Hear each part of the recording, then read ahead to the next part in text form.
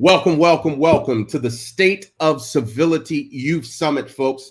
I'm Professor Vernet A. Joseph, and I'm super excited to be talking with you today. And I have on the line, as always, my good friend, Sir Clyde Rivers. He's the Global World Civility Ambassador. And today we are endeavoring to communicate to our youth. We want to dialogue about the future and the voice of our global youth. We want to bring to you the leaders of the world who are pushing our youth forward. And why are we doing this? Because civility is meant to be in action. How are you doing today, Sir Clyde Rivers? Man, I am fantastic, Professor Vernet, and I'm so encouraged because we have young people and our leaders that are in the process right now of crafting their future.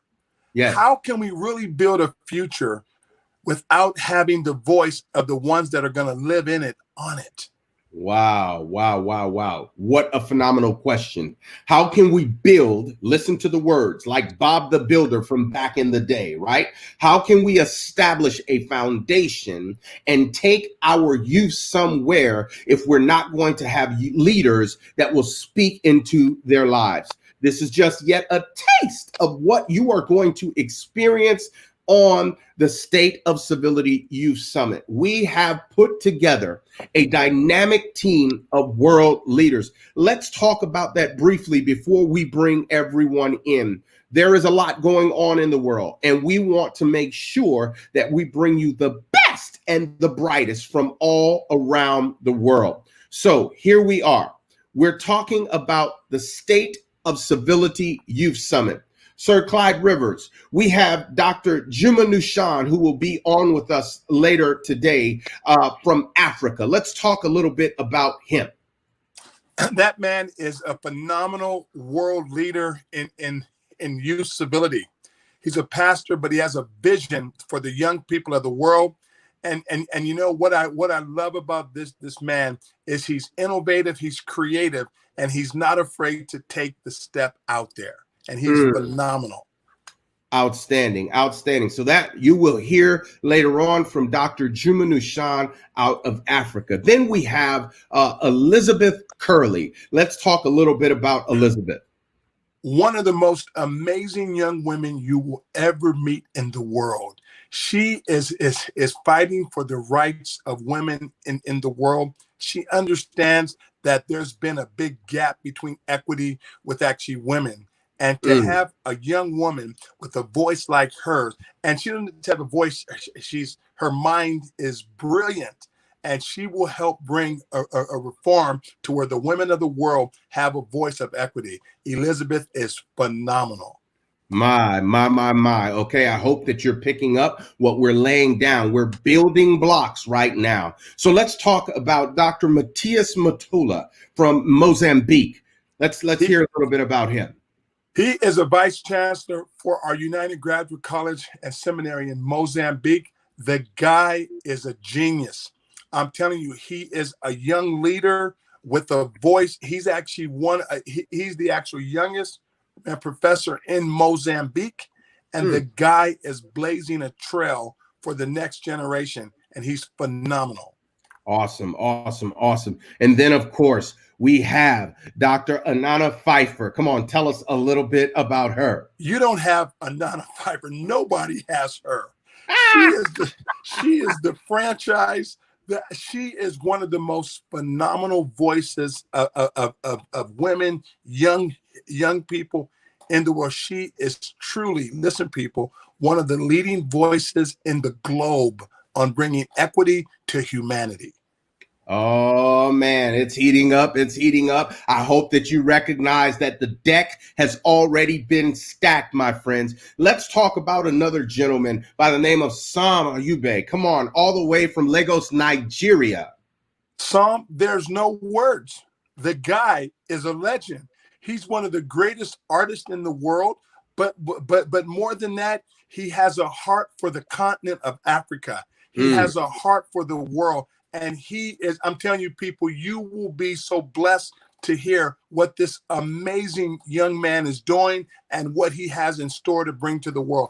Honestly, Dr. Burnett, the world is in great shape in the future with the leaders we have.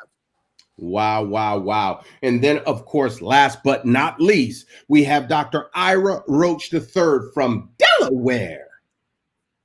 Greatness leader, that guy, Ira Roach.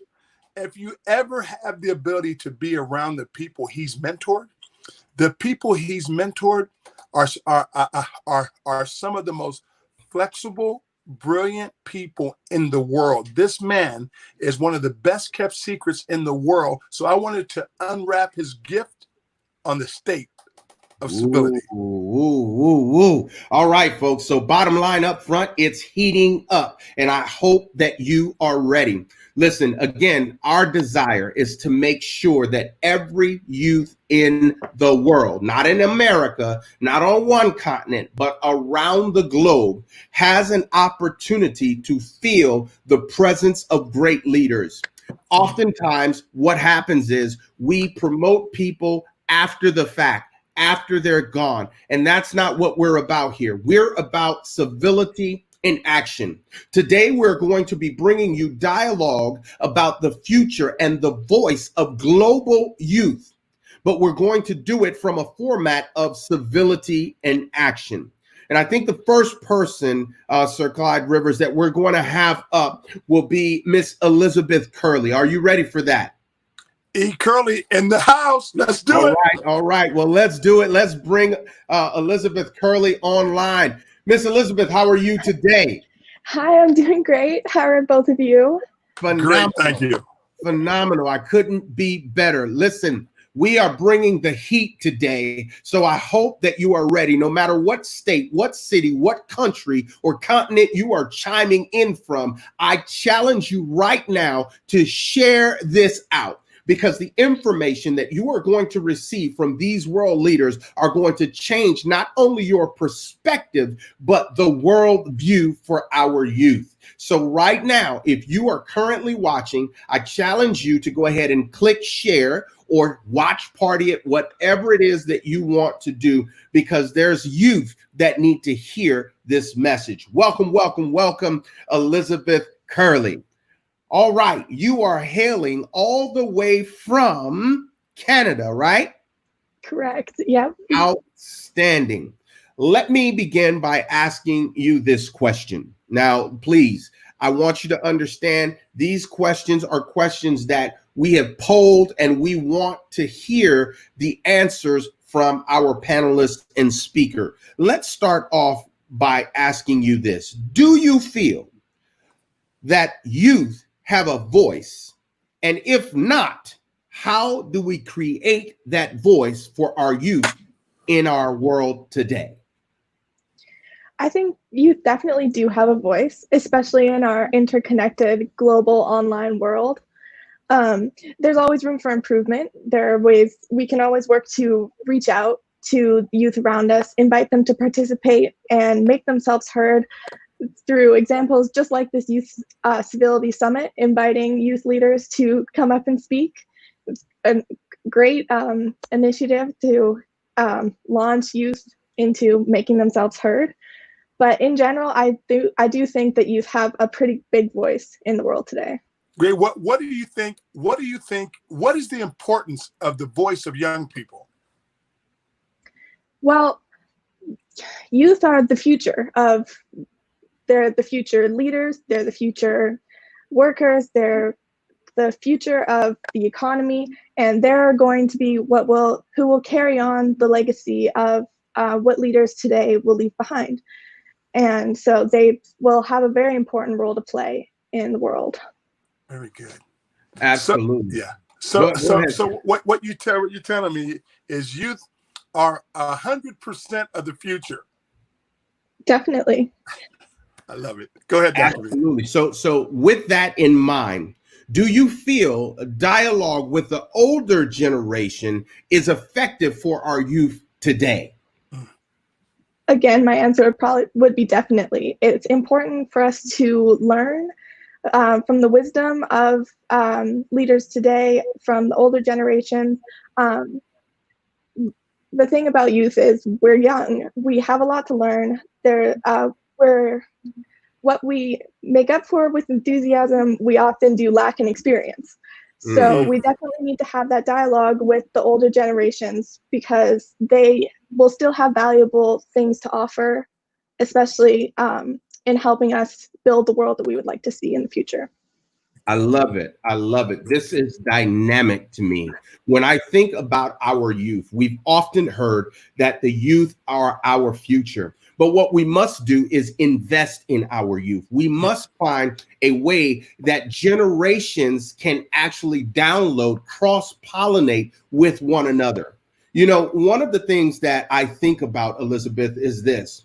When we have our elders who pass on, oftentimes their wisdom, their knowledge, and experience leaves with them. And I want to find a way how we can actually impart before our latter days, impart wisdom, knowledge, expertise, experience, walking alongside our youth before we leave this earth. Do you have any thought on that? I think you're definitely right. There needs to be an intergenerational dialogue so that the youth can pick up on the wisdom and knowledge that the other generations have gathered in their lifetime so that we don't lose those knowledge and that experience and those memories. Wow, see, that's phenomenal. And because what I'm watching, Elizabeth, I've seen a dialogue gap there, and you know, and I think at times that gap, I believe the voice of the youth is so important as well. You know, there's issues now that the like generation doesn't understand the operating tools of this generation, the advances that are in technology, and as I met you in New York, I just believe you're one of those brilliant people, and if you're a friend of Dr. Rebecca Harper, I know you're brilliant. So I'm just honored to have you in here with us. Absolutely. This is phenomenal. So, Elizabeth, let me ask you this question. And this is where I want to make sure that on this show, what we're doing on the State of Civility Youth Summit, we want to bring solutions to our youth, solutions to our continent, solutions to our regions that they can actually take back after they have listened to this show and say, I can use this. Share with us, if you would, 2 solutions that you would want to leave for someone who is listening that has the impact on our youth today. 2 solutions that you believe can help our youth in this new age and era. So my 2 solutions would be to encourage youth to read and to network. So to talk about the first one a little bit, it's important that the youth they make themselves available to learn as much as they can, to be open to new information, to seek out information from unconventional sources, look at alternative media outlets, seek out articles written in critical scholarly journals, be well-read, be knowledgeable, and be open. That's part of taking in the wisdom from the older generations, because those articles will be written by other people who have experiences and wisdom to share with the younger generations that can definitely benefit us. And the second one, to network, it's important to reach out. Like oftentimes it's intimidating. I know for me it's intimidating, but really people are amazing. And most often people will be open to helping other people, especially if you take the courage of taking that first step. Use the platforms that you have available to us in this interconnected, globalized world. We have so much technology available to us that allows us to reach people in our own communities, in our countries, across the world. This summit is a global summit. We have people from all over the world discussing, creating dialogue. And so really just take advantage of the technology of today to reach out and network with other people available. Phenomenal. I really, really appreciate this, Elizabeth, because most people, they're going to give some type of fluff. And that's what I love about the world leaders that we have on this summit today. We're talking about reading and networking. If you're going to make effective change, you're going to have to learn from those who come before you. Every one of us, even us as an older generation, because they don't consider us youth anymore, right? But even us, we have to understand we are standing on the shoulders of so many great legends and giants. We have a voice today because they had a voice when they were around. So the wisdom that comes from reading and history, we can grow exponentially by picking up a book and reading it. We can grow in a decade within 1 hour if we take on the wisdom that is given to us. But what I love about our youth today, they are so innovative.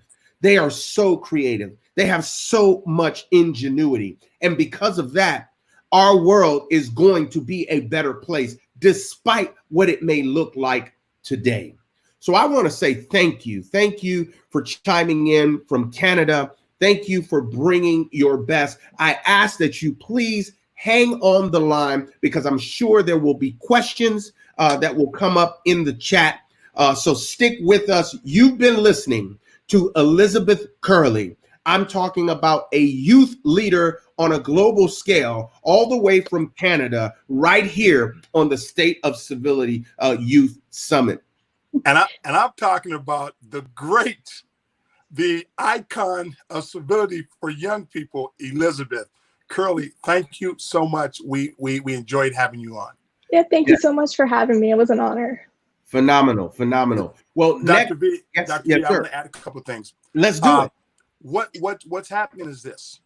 Many people are criticizing the youth around the world right now. And I'm saying the youth are actually shaping their own future. You see, this is what I say. When someone, the youth are 100% of the future. They aren't 60%. They're 100% of the future. And the wisdom that we can give them and the energy they can bring to us is important. So I'm hearing people saying, I'm not going to apologize for our past. I go, no, the youth are shaping their own future regardless of your past. Yes. This is definitely phenomenal. I cannot stress enough how important it is today for our youth to be able to see people who are actually taking civility in action. It's imperative that we make sure that they know that we are more than just our past. We have a future. They are our future. And because they are our future, we can move forward. But we've got to be ready to promote. We've got to be ready to provoke. We've got to be ready to launch them into their next phase. Yes. Love it. So technology, as mentioned, is something that we are utilizing even right now. We are truly around the globe. If you've been watching, people from multiple continents are chimed in despite the disparity in time. So youth is something that is needed now more than ever before to be built up, to have a voice, to be heard, to be seen, and to be appreciated. So I want to say again, thank you, Elizabeth Curley, for chiming in from Canada with the wisdom. Read and network. And in doing so, life will become better. You will get better if you concentrate on not being bitter. We're not going to sit and think about what happened in the past. We're going to make effective change today. Change starts right here and right now. Perfect. Thank you again, Elizabeth Curley. We appreciate you. We are now going to bring in Dr. Matthias Matola. Let's join him in here in just a moment. Thank you again, Elizabeth. Hang around for us. All right. Up next, the man with the plan, Mr. Matthias Matola. What's going on, sir? How are you today? I'm doing so good, sir. I'm doing so good, so marvelous. I'm so blessed to be part of this life-changing channel event, and I want to express my sincere gratitude for and to you, Professor V, for the opportunity. I want to say thank you so much, Dr. Clara Rivers, as well, for this panel, which I believe is going to change. It is, of course, changing lives worldwide. Thank you guys for Civility Worldwide, which is Civility 360. It just caused a great and a global impact, and I praise God for that. Thank you for accepting to be such a willing vessels of the Lord to change the world in a time such as this. I really appreciate God for that. Thank you, guys. Absolutely, absolutely. Well, once again, to have greatness on the line, to bring world leaders from all over the world, we're bringing in Dr. Matthias Matola, all the way from Mozambique. And let me share again with you who are listening, who are watching, who are chiming in, and even those who will be on the replay. The youth are our future. They are right here in our right now. So much so that you have people who are willing to stay up. It's well past midnight in some areas right now, but we are on the line because the youth are important to us. So we say thank you. We appreciate you. Come on, talk to us, sir. Matthias, this guy, I'm telling you, he is one of the genius minds of the world. I'm telling you, people, when you get done hearing this man, there are no words for his greatness. So Dr. B, thank you for putting this together, for creating this stage. But this man is one the world needs to hear today. Absolutely, absolutely. Well, listen, without further ado, I know and appreciate the fact that you are on with us. I know you were on a previous show prior to coming on. So we just want to say thank you. Civility truly is moving forward and in action. Let's start off by asking you this question, Ambassador Matola. Do you feel that the youth actually have a voice today? If not, how do we create that voice for them? Well, first and foremost, I would answer that question by saying yes and no. Why yes and no? It depends on the society where you are inserted. In some countries and parts of the world, yes, the youth may do have a voice, but in others, like in my experience, Africa, Mozambique in particular, the youth do not have a voice as such. Let me give you an example. In 2017, I was in a meeting with a chancellor from one of the well-known universities in Mozambique. And he's about 60 years old. And this is what he told me. He said, "You are too young to hold a PhD." I was shocked. I mean, he's a university chancellor, the top educated leader at this particular university in Mozambique. Wow. And he's training young people, the future, the leaders of the future. And now he's telling me, young man, you are too young to hold a PhD. So I was shocked and very disappointed because he's an educator and he's part of the academia. So that's why I'm saying it depends where you are, from where you are inserted in society we're in. So I would say it's 50-50. In some societies, yes, the youth do have a voice, but in others, they do not. Now, here's your question. What can we do as young people to, let me say, in my experience, in my society, where we do not have a voice as such? I think the number one thing we need to do is to take advantage of platforms such as these, social medias, and any other platform to promote a cause we believe in. Because and if we wait for other people, the older generation, to give us opportunities in place like my country, it will never happen. I mean, you will die, just you age and even die waiting. So what we have to do is to snatch every opportunity that God gives us to express our ideals, our beliefs, our cause, promote it at all possible levels. Just give our best into it. And then the other thing we need to do, we need to become leaders at our cause. And by creating new narratives, like Dr. Niva likes to use the expression narratives, just use that word.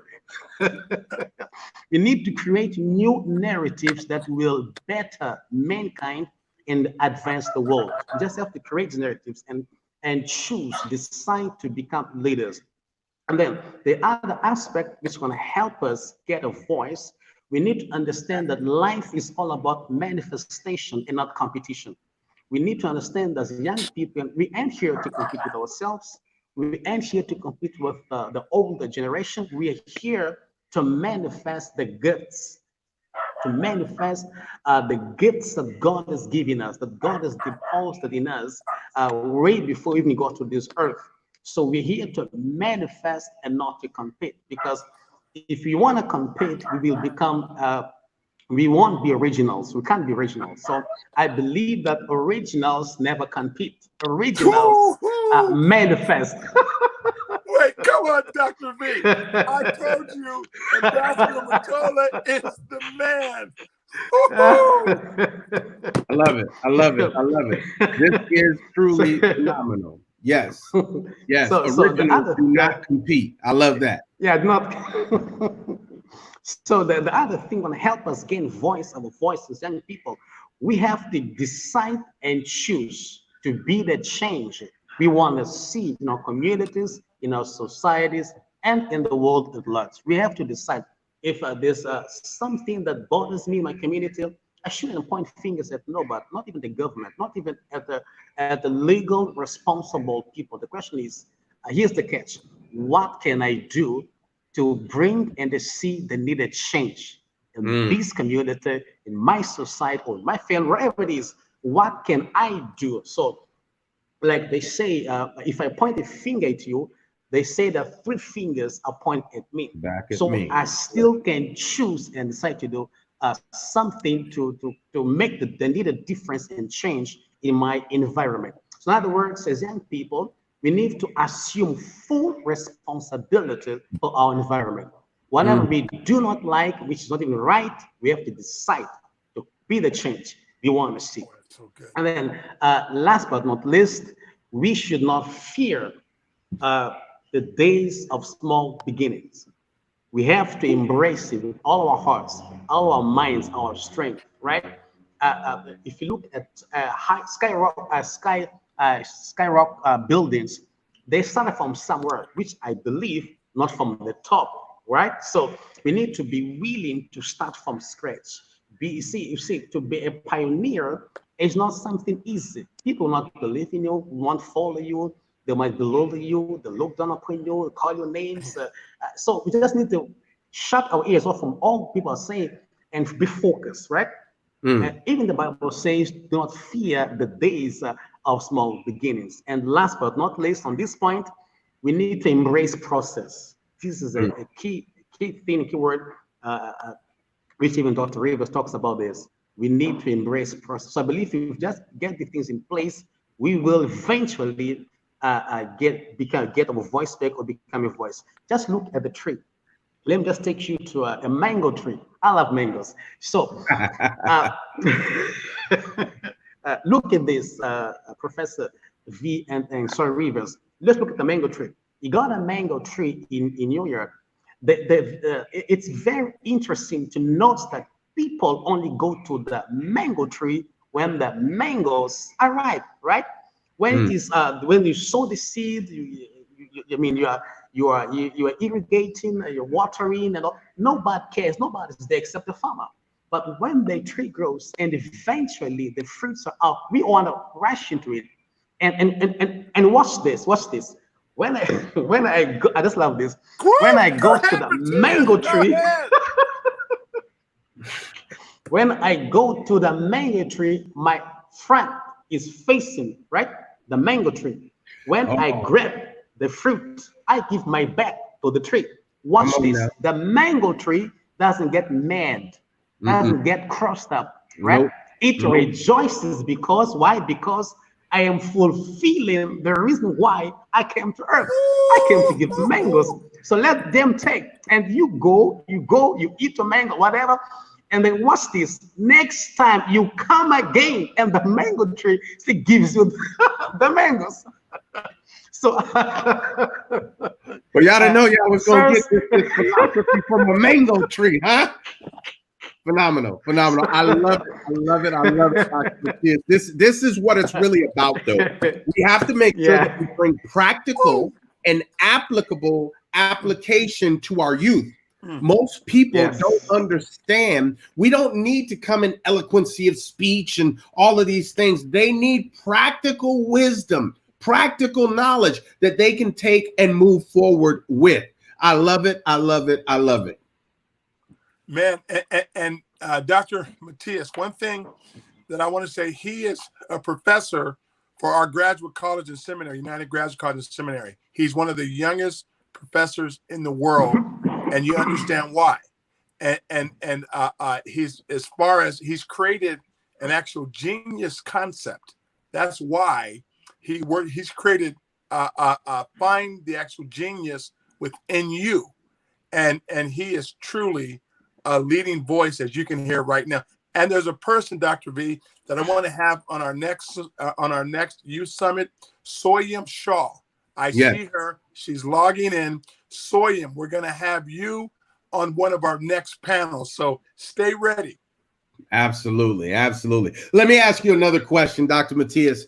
How would you say diversities of life are shaping our youth today? Come again, please. How would you say the diversities of life are shaping our youth today? Right. I got a couple of thoughts about this one. Number one, there is a greater need for us to understand that life, nothing in life is permanent. Life is changing. There's a constant change in life, right? So we need to understand, as young people, that what is today may not be tomorrow. So we need to learn to embrace change as part and parcel of life, right? So not, you see, there's this thing. There is a law. There's what I consider to be the number one law of life, which is the law of growth, progress, advancement, development. So as young people, we need to be ready for and expect constant changes in our lives and whatever we want to do and bring to pass in our own time. So we need to understand that's the number one thing. Then number two, we need to understand that no earthly governmental system can ever offer you a permanent solution except the kingdom of God. Let me say this again. No earthly governmental system can offer you a permanent solution except the kingdom of God. Nowhere, no matter what they may promise, no matter what's in the Constitution, and they may promise during elections, whatsoever, no earthly government can ever offer a permanent solution by the kingdom of God. Number three, I'm going back to what Dr. Rivers loves to say. Process is more important than perfection. Sometimes we are just hindered as young people. We want to wait for the right time, the right season, the right atmosphere, the right clouds, whatsoever. We want to be perfect first before we step out of the boat, right? And life's not just about that. Pioneers don't do that. Don't wait. Originators don't wait. Visionaries don't wait. God set people with God's ability. Do not wait. When he says, get ready, set, go, you just go. You just have to. That's so the other good thing, which the other thing I believe is going to happen is that we have to understand as young people that life happens in the now, right? In the sense that we have to be ready to grasp and grab every opportunity that God placed before us, even when we do not have the experience. If the opportunity knocks the door, just go for it. Don't wait for the experience. You gotta learn as you do. See, this is one thing which I love about the philosophical educational system of the United Graduate College and Seminary International. They teach you to be practical. They teach you to go for it. They don't wait for you to have the experience. I mean, to be perfect. They just say, hey, there's the thing, go for it.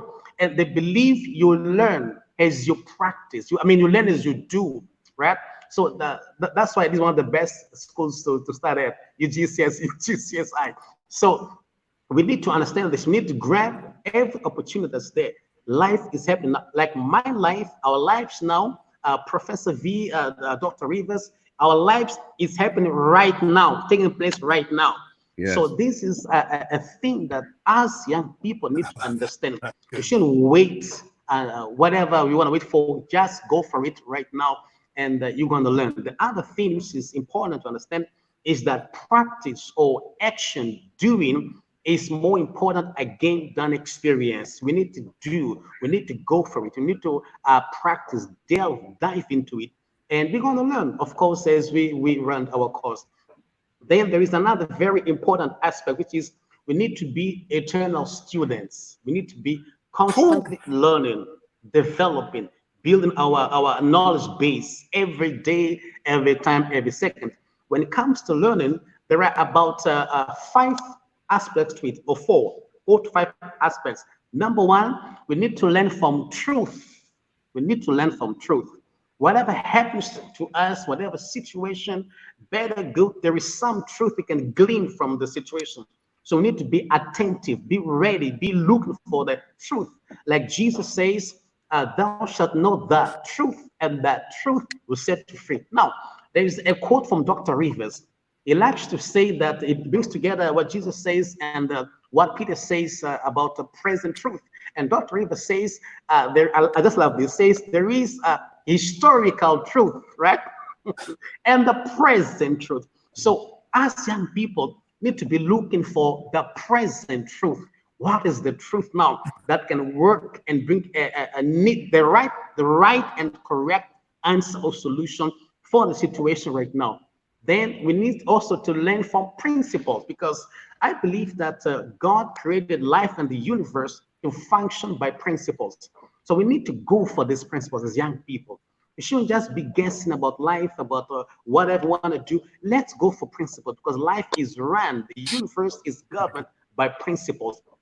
And then when you talk about principles, we need to understand that there are spiritual principles and natural laws. They come together. They are a truth exposed or delivered through principles, spiritual principles that manifest as natural laws. So I need to look for these natural laws. For instance, we know that birds do not struggle to fly, right? We know that fish do not struggle to fly, to swim. So, there is an area in which I'm not supposed to struggle, but then I need to know the principles. These are the case. And of course, we need to learn from other people. There are people that God brings in our lives. I'm talking about relatives, friends, neighbors. I'm talking about mentors, right? We need to learn from their lives, what they go through. We need to glean, to see, and pick up some principles, some life lessons. We need to learn from their successes, but also from their blunders. Now, here's the catch. When I look into their blunders, I'm not there to criticize or judge. I need to get some lessons for me. That's what we do. So we don't judge, we don't criticize. No. We just go there and pick some good nuggets for my life, which I can apply.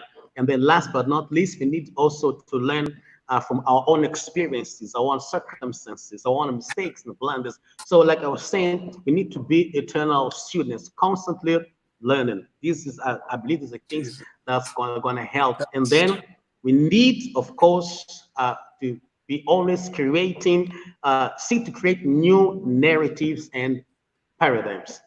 This is going to help us much in the time such as this. And you wonder why he is the youngest PhD in his country, huh? We're not playing any games here on Civility 360, folks. We are bringing you the best and the brightest from all around the world. Are you picking up what we're putting down right now? Dr. Matthias, come on, man. I am super excited because the youth and their lives will be changed. Listen, I want to dive right on in. There's so much that we can actually get into, but I need your 2 solutions. The youth are craving your 2 solutions. So if you would help me, share with me your 2 solutions that can help the youth in this new age as we enter this new era. Well, there are 2 things, maybe 3, if you allow me. Absolutely. But there are 2 things two things we need to look. Number 1, there is what I call Edu-Sophia. Now, Edu-Sophia, I brought 2 words together. Number 1 is the word education. Edu from education, and Sophia from the Greek sophos, which means wisdom. Now, when I bring it to words, what am I trying to say? The root word for education means to learn from within. Learn from within. So when I bring Sophia, I'm saying there is divine wisdom inside you. So zoom in, zero in, go inside you.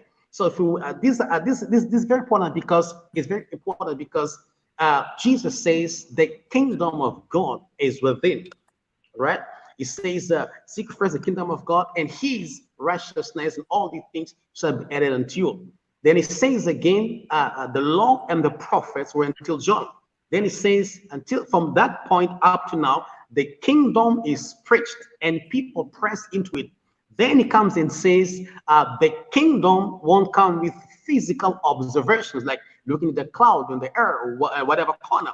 He says the kingdom is within you. Now, we can find many definitions for the kingdom, but this is what I love. It means to me, amongst other things, the power and presence of God. I mean to say that the power and presence of God, which englobes, entails, is wisdom, ability, everything, is within man. So I think that I believe when God created us, he wired us with solutions for every possible problem that has I may encounter as an individual, but also as the world may encounter. So we've been trained and taught to look always so often outside ourselves. But we need to go back to God's education, which is God teaching us from within. So we need to go inside ourselves. Watch this, watch this.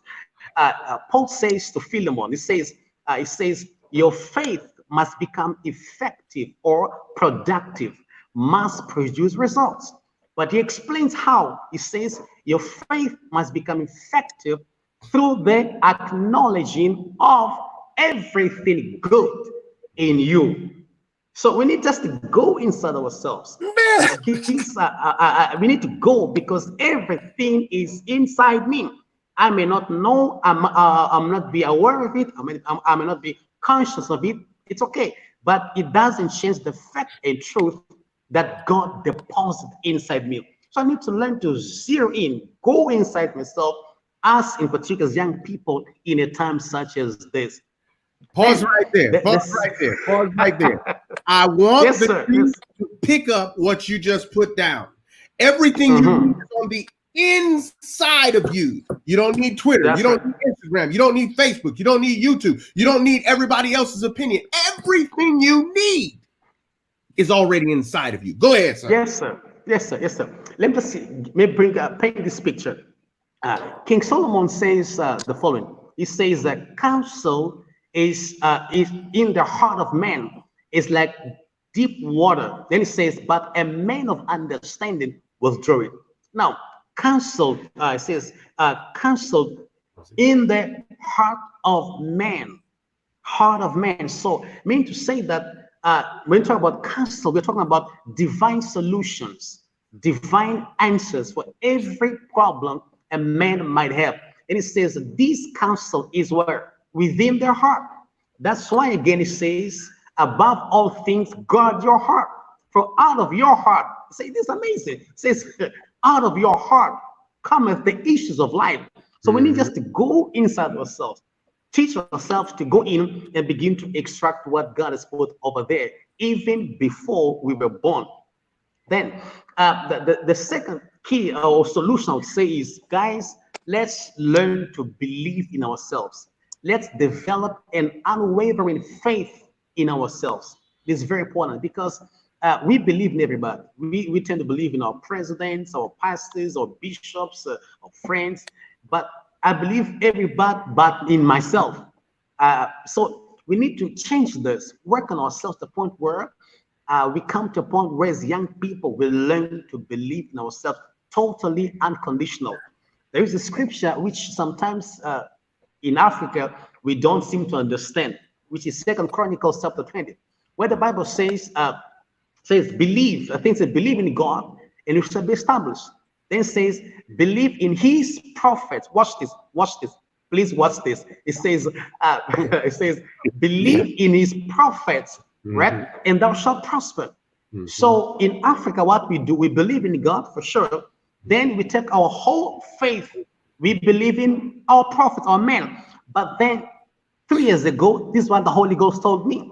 It says, you are not understanding the scripture. I said, what do you mean? It says, when I say believe in your prophet, you need to know who is your prophet.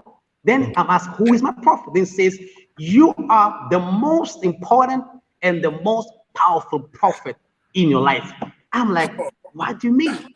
It says, every time you think, every time you entertain emotions, you are prophesying over your life.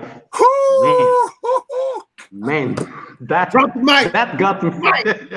That's it right there. Drop the mic. I hope that you young people are hearing the wisdom, the education, the nuggets that are coming out on this show today. Dr. Matthias, listen to me very, very clearly.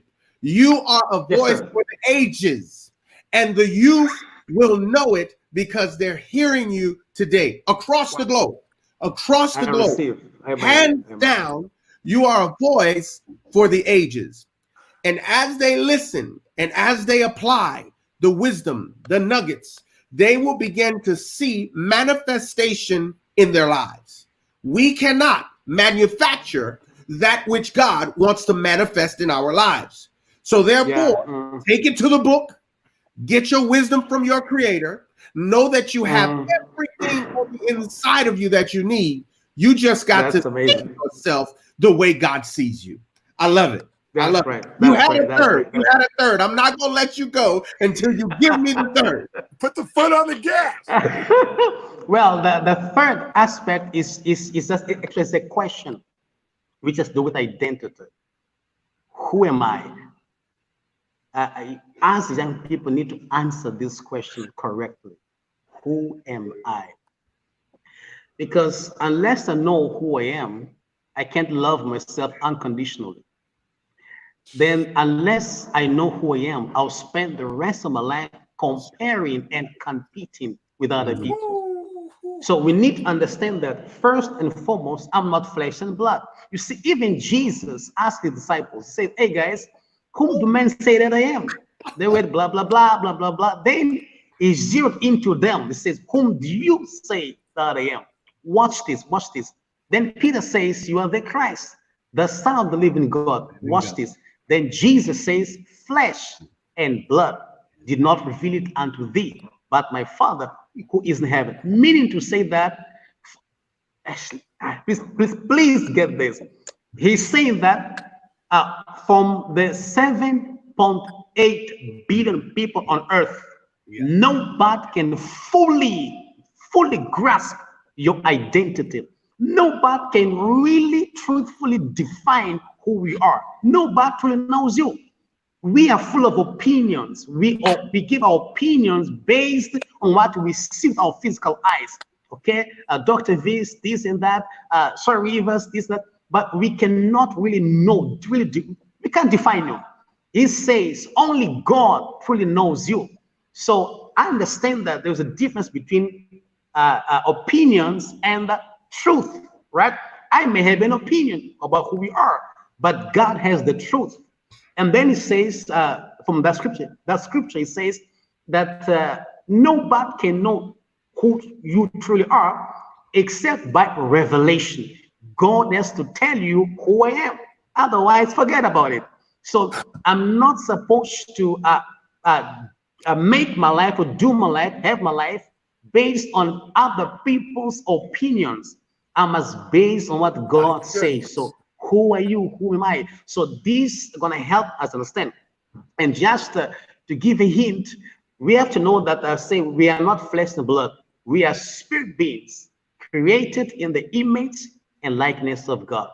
So it all comes down to have a personal, healthy relationship with yourself.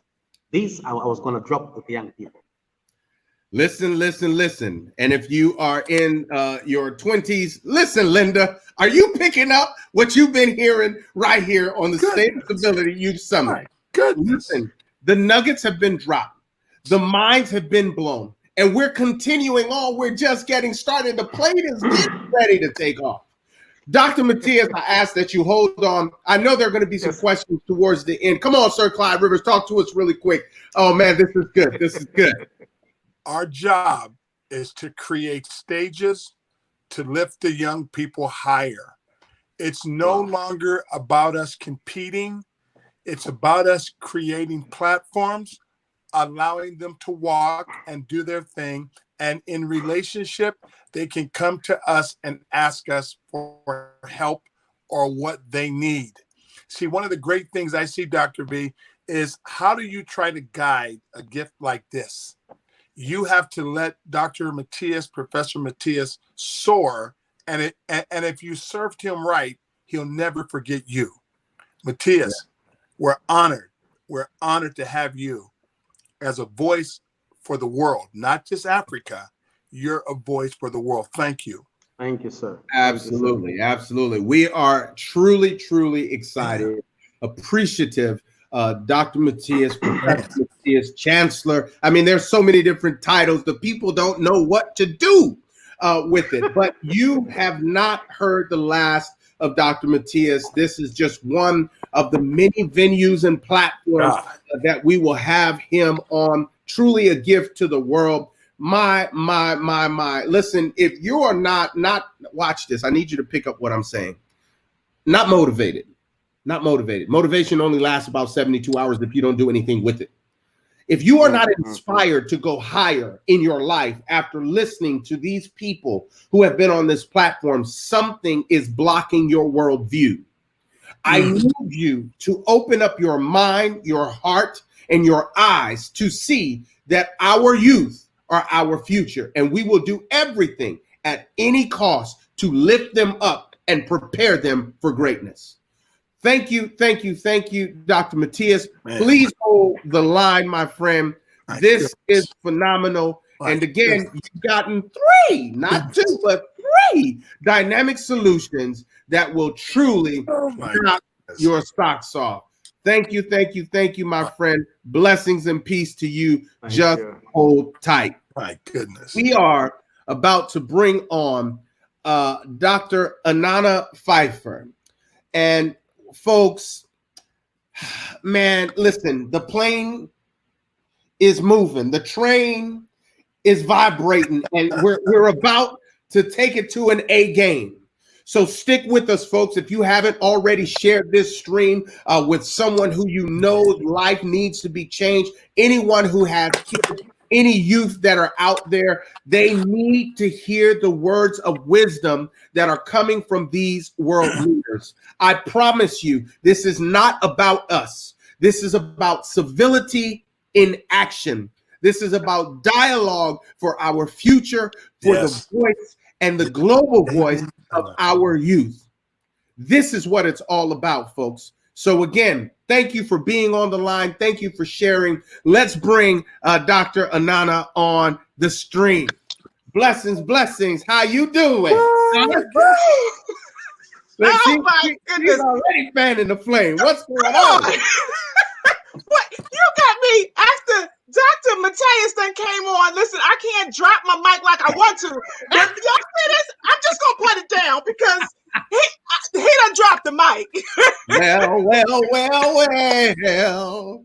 It's time to do it. Listen, folks, I hope that you all are enjoying yourself and truly getting some wisdom and nuggets that you can give to your youth. I want to make sure that we are building our youth, that we are letting them know that they are appreciated, they are cared for, and they have a space and a place in the conversation and at the table today. Talk to us, Sir Clyde Rivers. Her nickname is A Game Anana. I just found her nickname is A Game. And what I want to say about Dr. Anana is she's a woman that puts her words in motion. She has worked with me in different countries, and she's gone in from scratch and built something. So, and she called me a couple weeks ago. We were talking. She said, our young people are basically on the vine, not knowing what to do. So she's working youth and civility. She has Blessed Girl, and she's taking the wisdom and her inspiration to empower the next generation. This is why I said we have to have her on, because she is a bridge to help the young generation cross over. So A game, bring it. Absolutely, absolutely. Listen, it's always a pleasure to be in your presence, and we're about to bring the heat with the A game. So the first question, Dr. Anana, is this: do you feel that the youth actually have a voice? And if not, how do we create that voice for them in this world today? Well, let me just first thank you, two amazing, amazing world leaders. 360 Civility is doing it. I appreciate you so much, Dr. Joseph, Ambassador Sir Rivers. Thank you, sir, for leading the way, being great examples, and, you know, really just paging, like really setting the standards, setting the bar for us all to go and take action and serve those around the world. So I first want to just say thank you. I salute you, and I appreciate you both so much for giving us the courage to go forward and fulfill God's purpose in the land. So I just, again, salute you both. So now let's go right into it, because, you know, right, Dr. Matias done did it. So let's first talk about this thing called the voice, right? So when we speak about the voice, now I do believe that, yes, the youth have a voice, right? And I want to just first, because, you know, I'm in New Jersey, I'm in the US, and there's some images out there. There's some things that have gone on in our community. Yep. And when we talk about the voice is a sound, right? It's a sound produced in a person in their larynx, right? Which is their voice box, right? And so when I know right now, currently in the past week, that a African-American man was killed by someone putting their foot on their neck, right? Taking away his breath, his life. There's just something about the time that we're in right now, and you asking me about the voice. Oh my goodness. So yes, sir, let me just say, yes, our youth have a voice. They are producing a sound. Yes, they are. But here's the thing. Number one is, are you listening? Number two, are you giving them a platform, an area, a space to use their voice? And number three, we have to be so careful, because so often we stifle their voice. Wow. We don't want to hear that. That don't sound like, you know, that voice don't sound right. What they're saying, that sound, their attitude, right, doesn't fit the frame that we think should. Right. So we have to be, you know, so careful. Of course, us, the older generation, because we're in that. Right. So we have to make sure that, yes, our youth have a voice. But those of us that are older, are we, again, listening to what they're saying? You know, our music, our culture, you know, the rap music and so on, reggae, whatever it is, whatever area that their voice, they're using it. Are we listening? Are we listening to how our women and our girls, all they know about is, you know, twerking and how much money I can get from a dude? Are we listening? Are we listening to what they're saying and where they're placed in value? Right. So these are the things that I have to say when we talk about our youth. Oh, they have a voice. But we have to be careful, to listen, to tune in, turn our station down, switch to the frequency of our youth, and let's listen to what they are saying today in this time, in this arena. We have to do that. We have to do that. I love it. I love it. Thank you so much for breaking that down. Number one, are you listening? Wow. Number two, are you giving them a space to use their voice? Number three, are we stifling their voice? You see, just because someone doesn't look like you, sound like you, and do the things that you do, don't mean that you should dismiss them. And our youth today, yes, they are different. Their music is not the same as ours. Their mannerisms is not the same as ours. But can we teach them? Can we show them? Can we let them know that they are appreciated? They are heard. They are seen. This is the key. They are not to be dismissed. They are to be used in a way where they can bring positive light. They are to be heard so they know that we do care. The youth need us to be present while we're present. That's what I'm hearing right now. And Doc, I have something I want to interject. I think one of the things that we have to not do is place our experiential fears on their young creativity. Come on now. If it didn't work for me, it doesn't mean it won't work for them. So we need to, and you know what, as I look what's taking place in the world as a result of Mr. Floyd dying, where are the stages for the young people? Where are they? They're where are the TV shows talking to them? Where are this? So there are no platforms. So they're making platforms, and they are right now shaping their own future, whether you agree with it or not. They are making space to be heard. I'm telling you. So one of the things we have to begin to create platforms and not over mentor, not make them walk like us, talk like us, dress like us, speak like us. No, create a stage. Guess what? They're in process. Again, as people tell me, I'm tired of explaining my history. I said, they're not asking about your history. They're shaping their tomorrow. Come on now. Go ahead, Anana.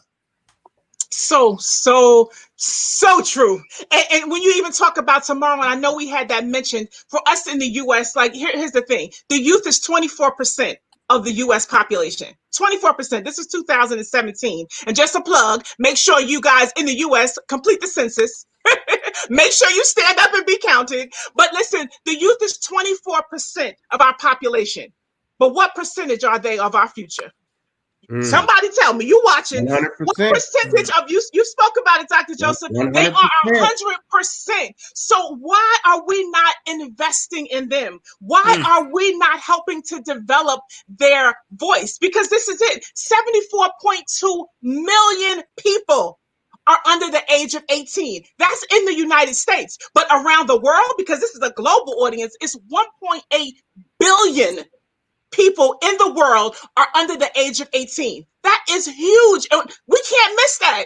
We cannot overlook them. We have to tap into their resource. We have to build and really inspire them for the next generation. They are the future. And here's what it is: 87% of that age group, that 10 to 18 years old, 87% are the youth that are in the developing countries right now.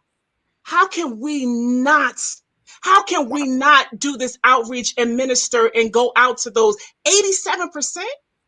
We got some work to do, guys. And here's what I know: the youth deserve an opportunity to learn, an opportunity to thrive, an opportunity to be who and what God has called them to be in this time, in this season. And it's so funny because, Dr. Mateus, he talked about it.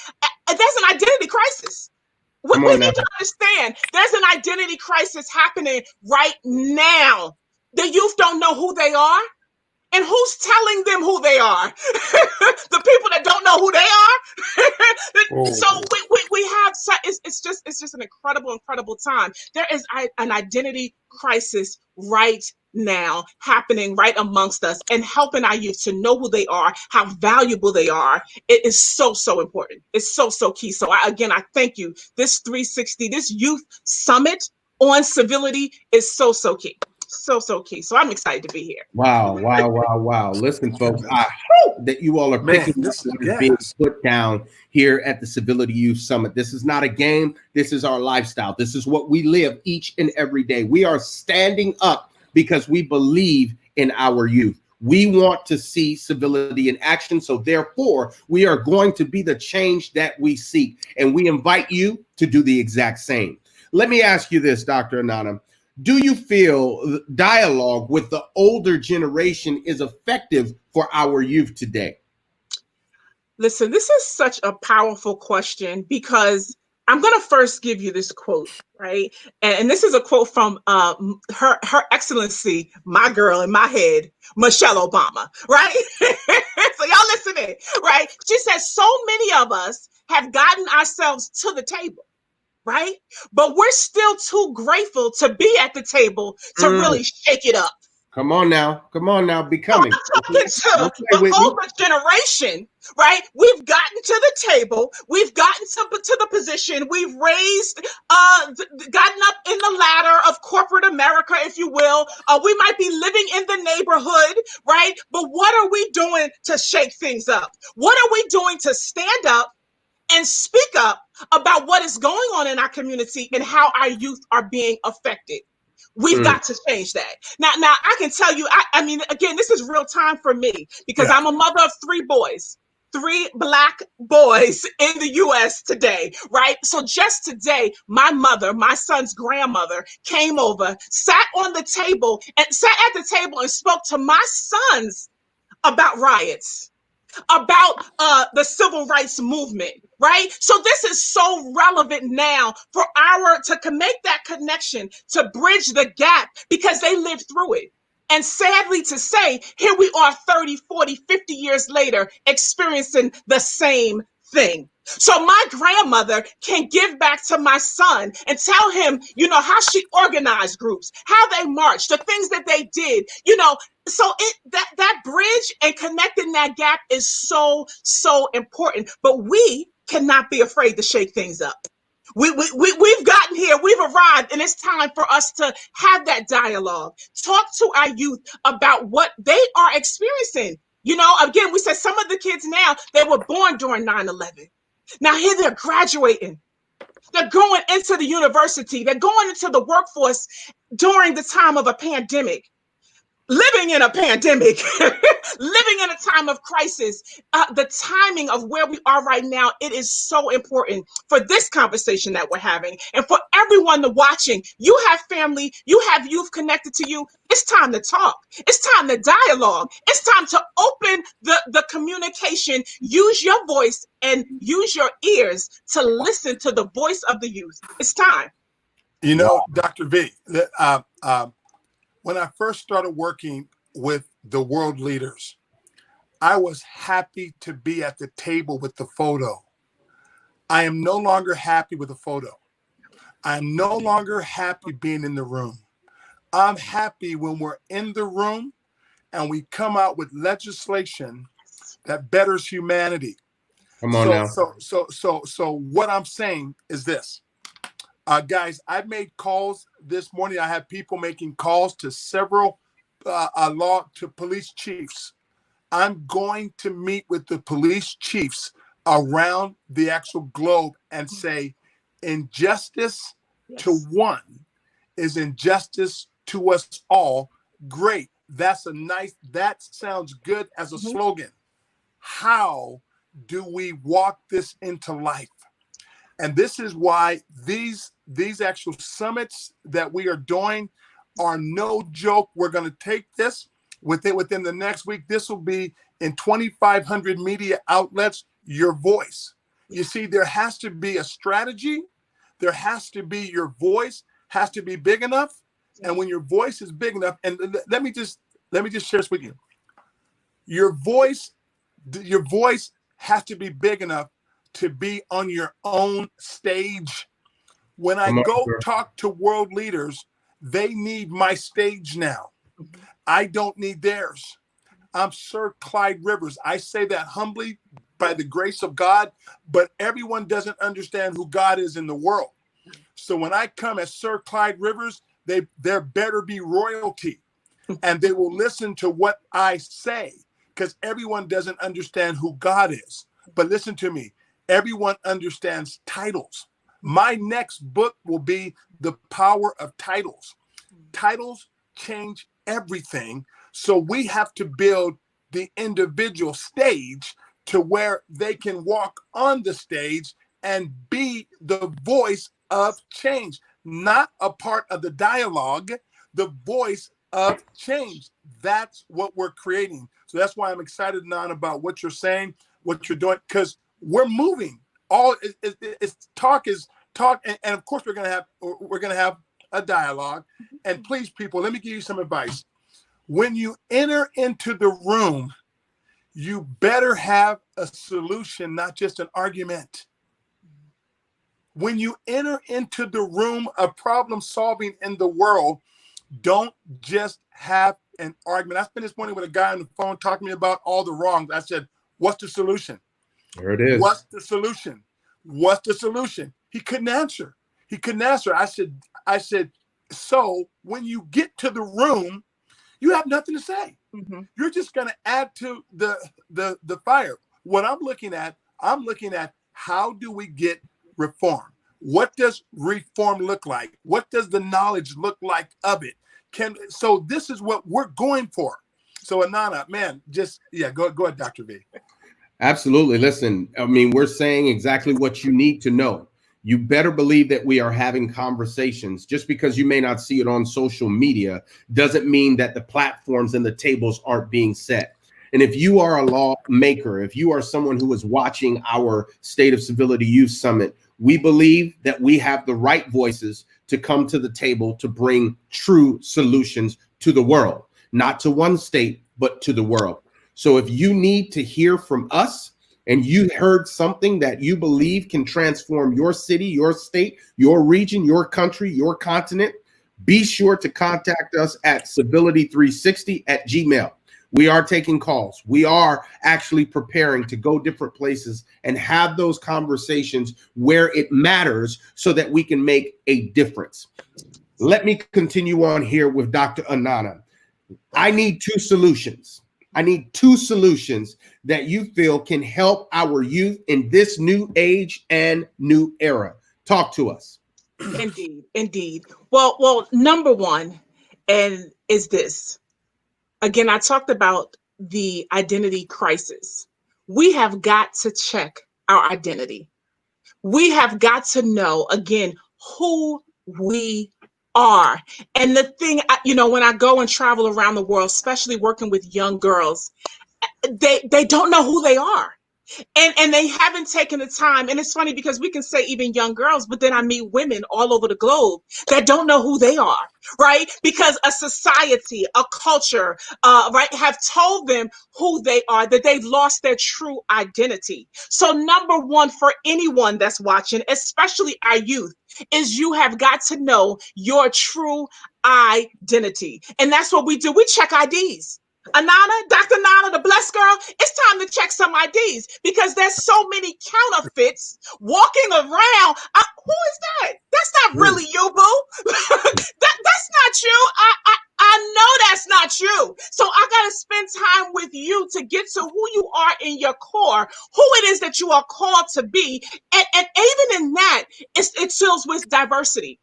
We all have diverse skills. We have diverse personalities, diverse values, diverse attitudes. And I have to let you know that it's okay to be who you really are. It's okay to be that person. So number one is we got to come out of this identity crisis. We have to check. We need to check IDs at the door. You get on a plane, you go to school, you can't go in any classroom now without an ID, right? And I tell you, we're talking about 360 civility, people working and moving around the world. We got to check IDs. We need to know who we really are, who we stand for. As Dr. Mateus said, who God has called you to be. And the thing is, it's inside work. It's not going to come from the president. It's not going to come from your pastor. It's not going to come from your mama. It's not going to come from Dr. Rivers. Your identity, God has already given you. So it's time to check our identity. That's number one. Number two, because that's again, number one, I got to know who you are. Then number two is become a champion. Become a champion. Now we like to see champions. We all know champions. Michael Jordan got his special going on. I know Serena Williams. I mean, you all can pick and tell me of a champion, right? We see and we celebrate champions all around the world. But I'm saying to you today, Youth Civility, this summit, you watching, you be a champion. Now, and when the only way you can really do that, again, is to know your identity, right? And to tap into that. And with me and with women in youth civility, the four things that we look for, and I would encourage you all, because again, it could be in different areas, is the 4 C's. Civility, amazing. You guys are champions for civility, right? But that might not be your thing. But you could be a champion for your community, right? You can know and understand your community and become a champion, become a voice, right, for your community, right? You can become a champion through your creativity. Your thing might not be speaking. It might not be even verbally doing anything, but you can be a champion artist. You can be a champion drummer. You can be a champion pot maker. I don't know what it is, but you are a champion. But I need you to become a champion, right? And the last one is to become a champion in climate change. Yes, yes, yes. I know even now with what's going on, there's a few things to climate change, but all around the world, climate change is major. What affects you over there affects me over here. What I can do here can affect you and help you. We got to talk about climate change in our community. So become a champion. And I love my missionary out of Burundi. She said this, you can change the climate. So when you become a champion, you have the ability to change the climate wherever you are. So when I step in the room, I come in the room, boom, I change the climate. I bring the heat because I know my identity. And number two, I know I am a champion. So that's all I'm here to do, to talk about. Those will be my 2 steps, Dr. Joseph. Absolutely. Listen, folks, I hope that you all are picking it up, because Dr. Anana is definitely putting it down. Check your identity. Yes, checking IDs. That means an identity crisis is really happening in our world today. Become a champion. Become a champion. Listen, folks, I hope that you are picking it up. And not only that, we want you to change the climate. You can do it. Bring the best version of you possible and change the climate. Talk to us, Sir Clyde Rivers. And what we have to do, we have to allow God to be legal again. Come on now. We have systems that won't let God in, and we expect him to be righteous. The only way in the world you will have the ability for a world to function properly is for people to understand their identity in God, how God made them. I tell people, quit looking for equality. It's not real. Look for equity of opportunity to where your gift has equitable access so you can bring your unique gift to the world. This is what it is. When we allow God to be illegal in schools, illegal in government, how do you expect a righteous nation to rise up when he's illegal? Wow, wow, wow. There's nothing else to say, folks. I just hope that you all are picking up what actually is being put down right now. It's time to allow God to be legal again. Now, you don't control God, but what we do know is you can't ask God if you don't even allow God to come to the table in your life. So if you want to see effective change, folks, you've been given the nuggets, the wisdom, the experience. You've been given everything that you need to succeed. Youth, I hope you hear us. You see and you're experiencing our heart towards you. We want you to succeed. We want to give you everything you need to succeed. We are championing you. We want your voice to be heard.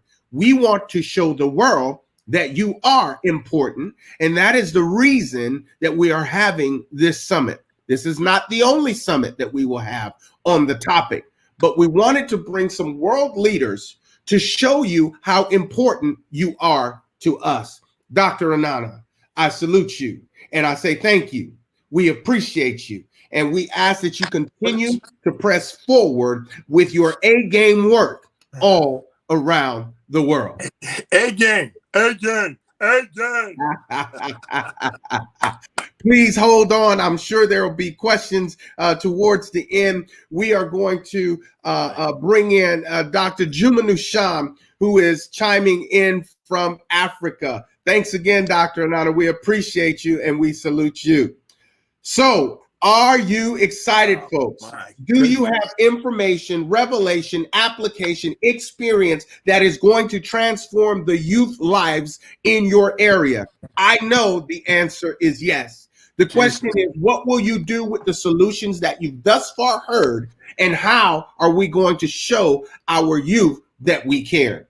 At the end of the day, action, action, action speaks louder than words. So as you've been listening to these solutions, we want to put these solutions into action.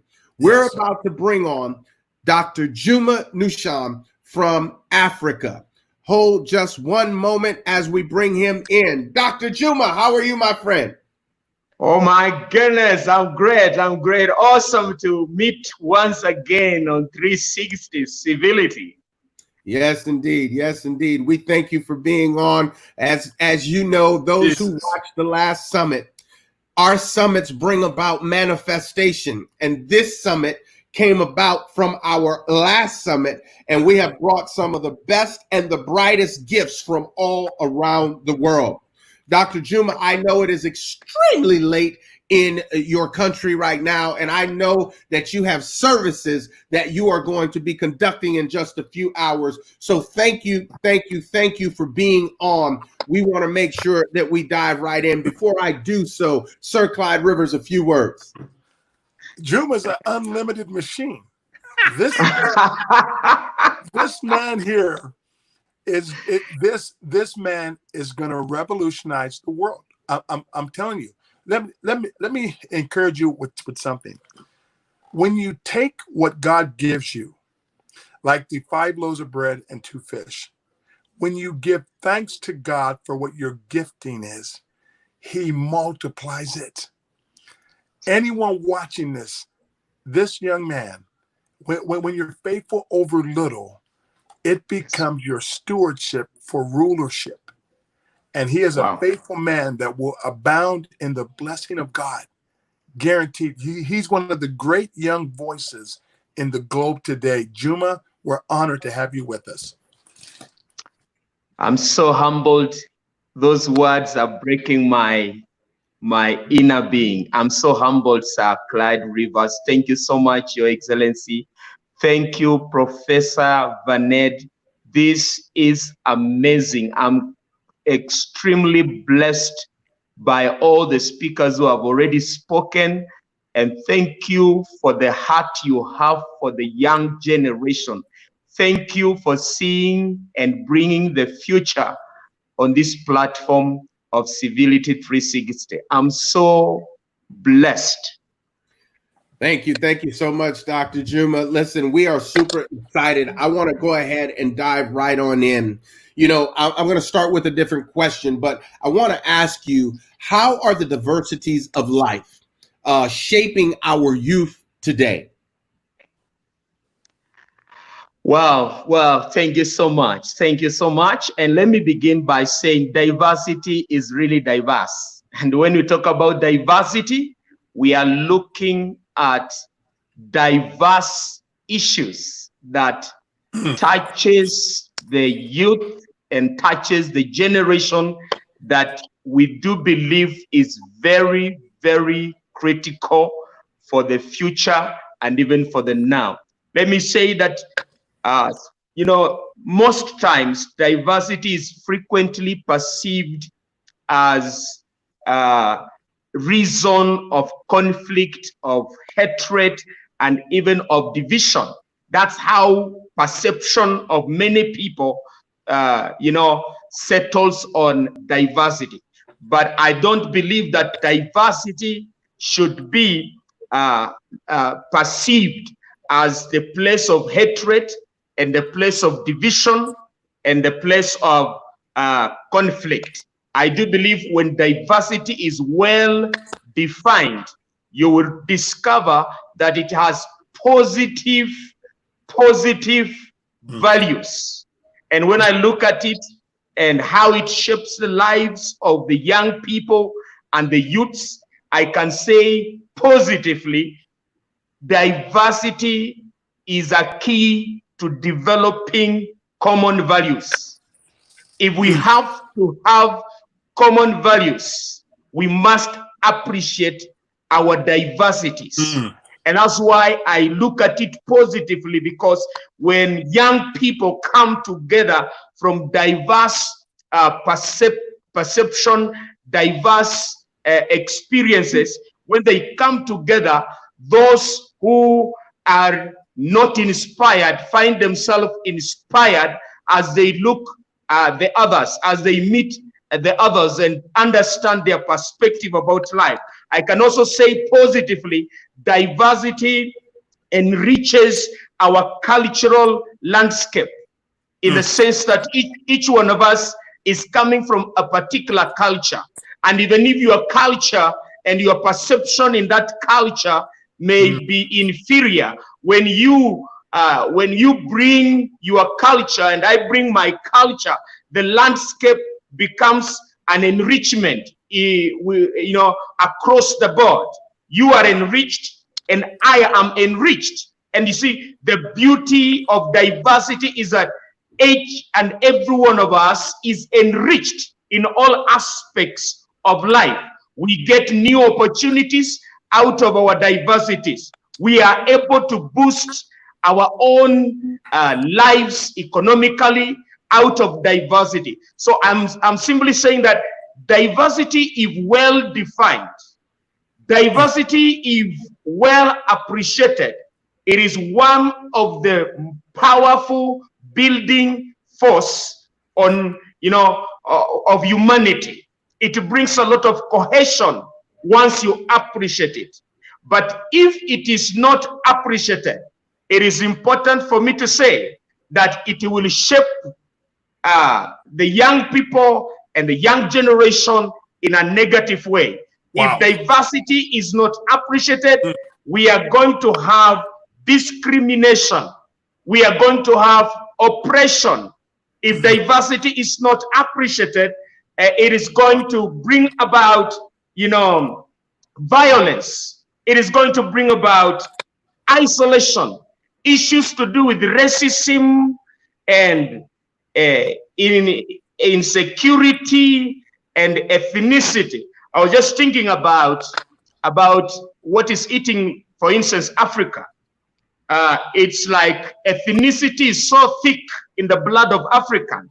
And when you come to the other aspect, you see that racism is also very thick in the blood of others. But why is it that way? And why do we look at it that way? It's because we haven't appreciated the diversity of one another. So I may simply say in summary, diversity actually shapes the life either positively or negatively, depending on your definition about it. And Dr. V, this is an important aspect he just brought up. Yes. This is why you hear me say 7.8 billion people. You want to know why? Because there's just as much racism in Africa where people are the same color. It's called tribalism. So what happens is we have to, if we're going to be true freedom liberators for the world, we have to look at it on every continent. We can't highlight one division, but it's okay over here. That's not who I am. If it's division here and it's different skin color, if it's division here, it's the same skin color. To me, it's division. To me, it's a problem. And we have to address the problem head on because it's a spiritual problem.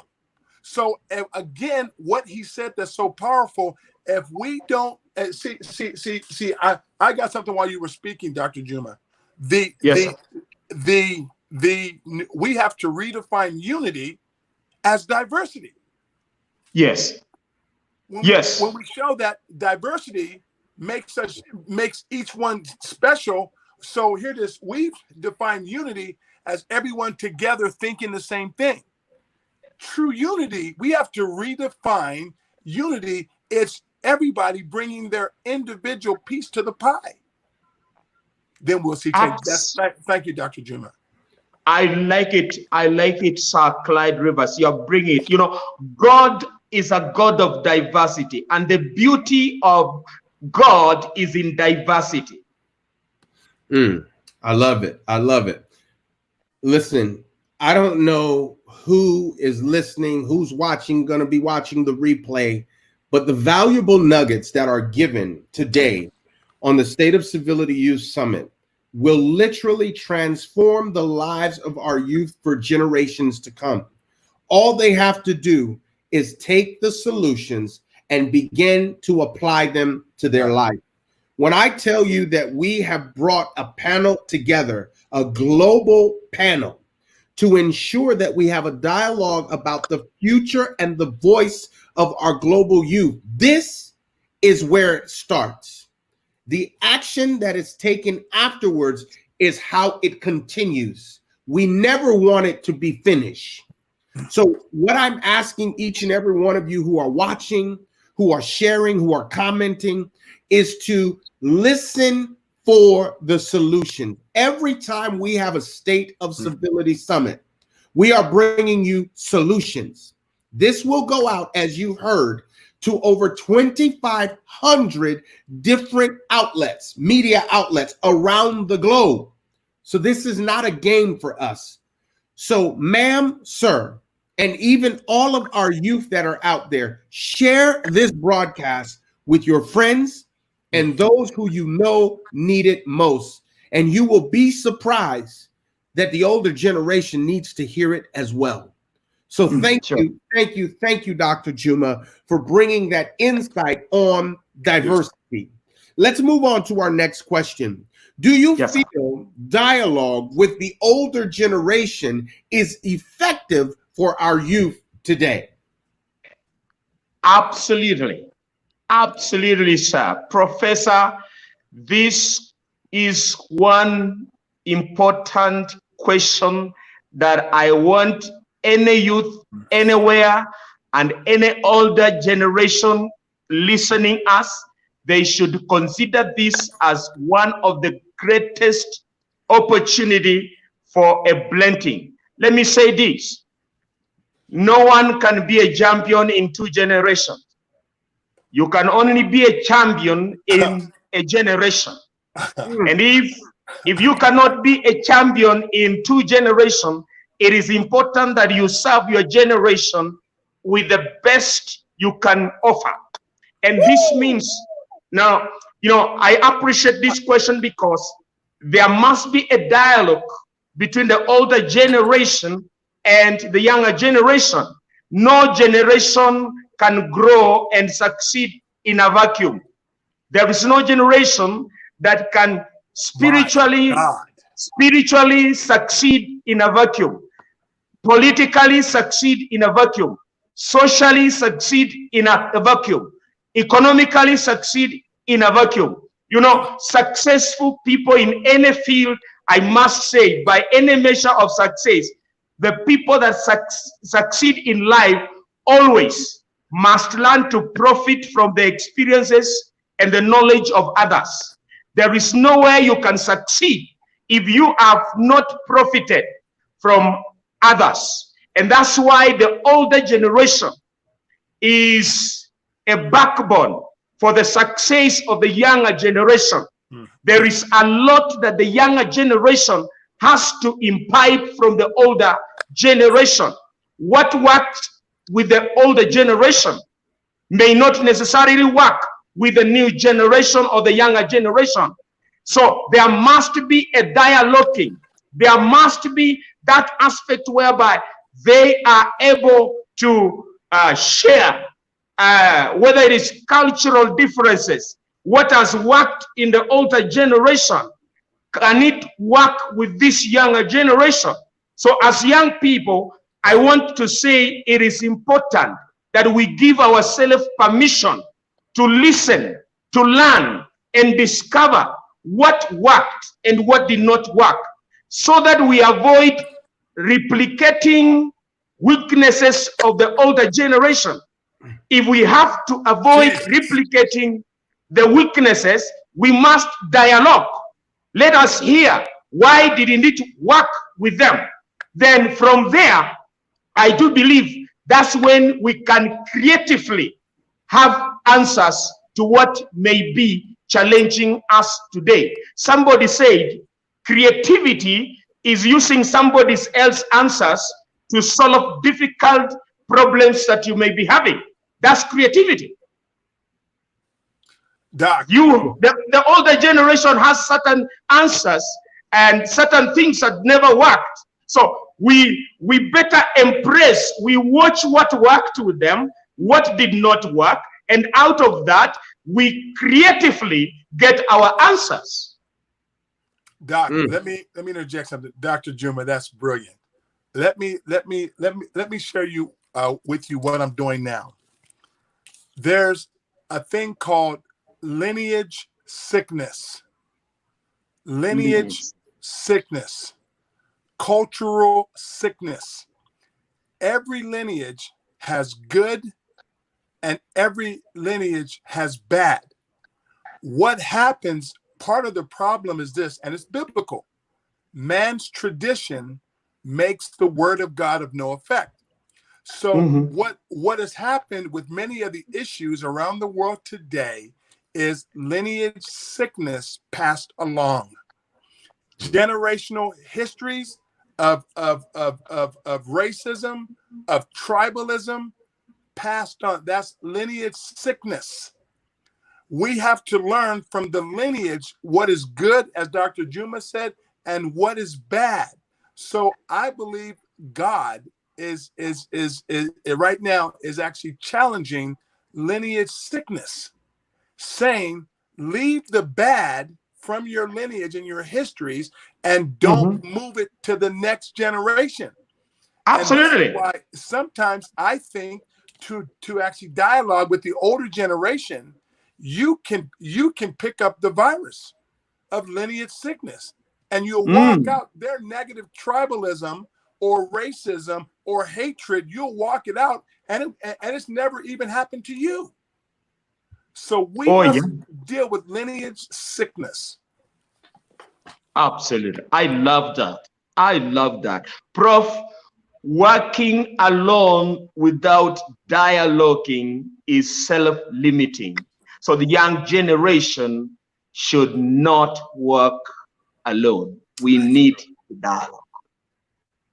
Wow. Wow. Wow. Wow. Let's dive in, Dr. Juma, to two solutions.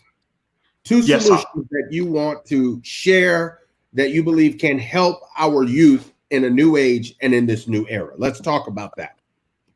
We have to look at two solutions. Okay, there could be so many solutions because they are, a solution is meant to solve a problem.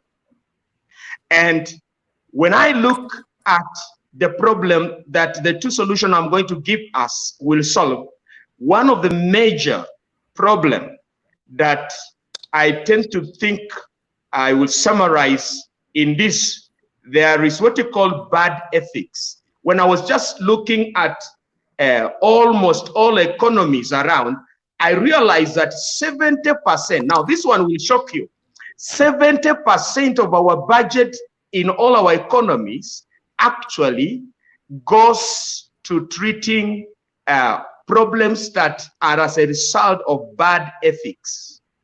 It will shock you that bad ethics is, brings a lot of problems. And when it comes to the younger generation, there are many problems that actually eat into the budget of every economy. Now, because of this, I had to look at what is the first solution that I could offer to my generation. What could treat this problem that is even eating a lot from the economies of the nation? And one of it has to do with, I must admit this way, building better ties with authorities is important. Building better ties, or rather creating a positive environment with authorities. I have increasingly observed that today's younger generation has a lot of disconnect to the authorities.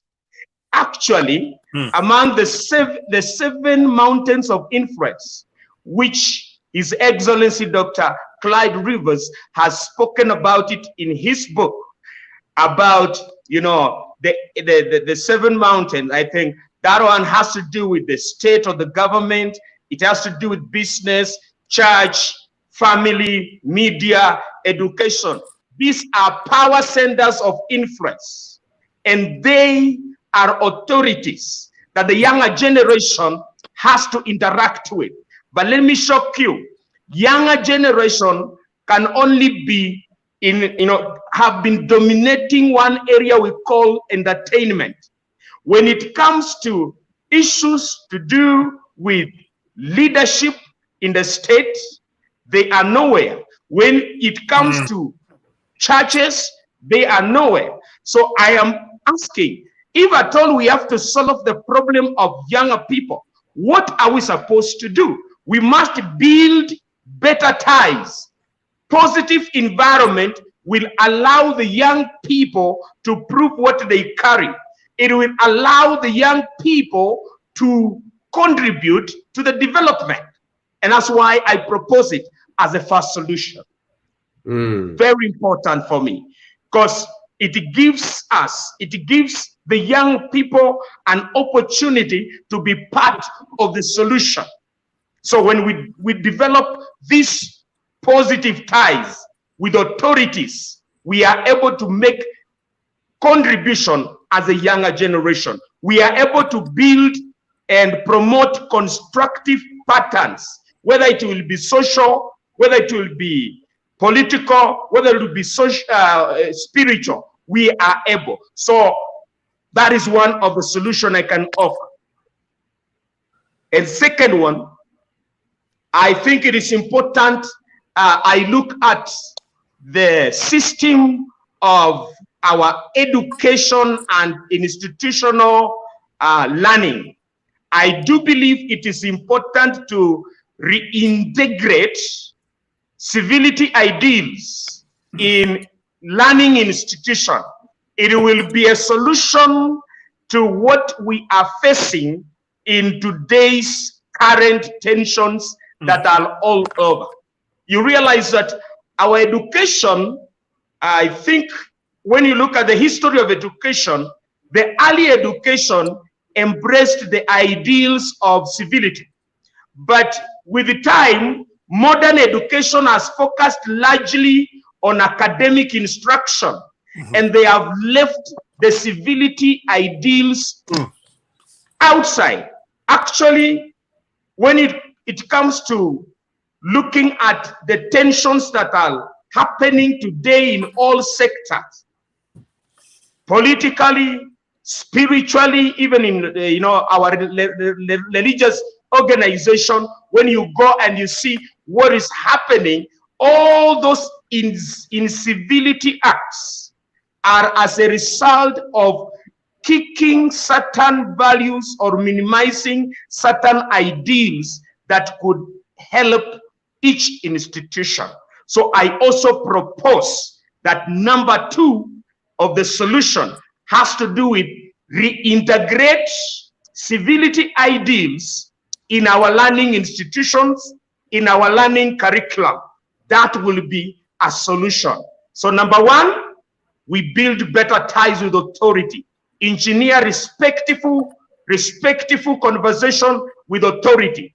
And number 2, reintegrate institutional educations with the civility ideas.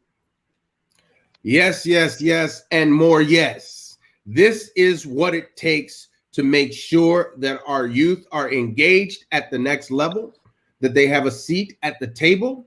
We have to teach them how to respect authority, and we have to teach them how to engage. Dr. Juma, man, yes, phenomenal. As always, my friend.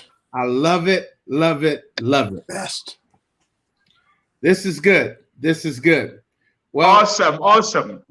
Dr. Juma, it's always a pleasure to have you on, sir. If you can, I know you have only a few hours left before you start tomorrow or today's celebrations. So we understand if you have to go, my friend. but blessings to you. Thank you for Thank you, sir. being here and giving us some wisdom for the youth as we move forward in this era. We appreciate you and we love the work that you are doing. We salute you. God bless you, and we will see you soon, my friend. Thank you so much, Professor Vanet. And I forgot one thing to say. Our ambassador, His Excellency Dr. Clyde Rivers, spoke these words, and I quote, "I am in contact with the law enforcement around the world to open up a dialogue regarding injustice. Civility is never impartial to injustice. Civility moves to action." Now, I celebrate you, His Excellency. Thank you. My heart has just been moved by what has happened. I've always believed that, as it has always been in history, America is a land of civilization.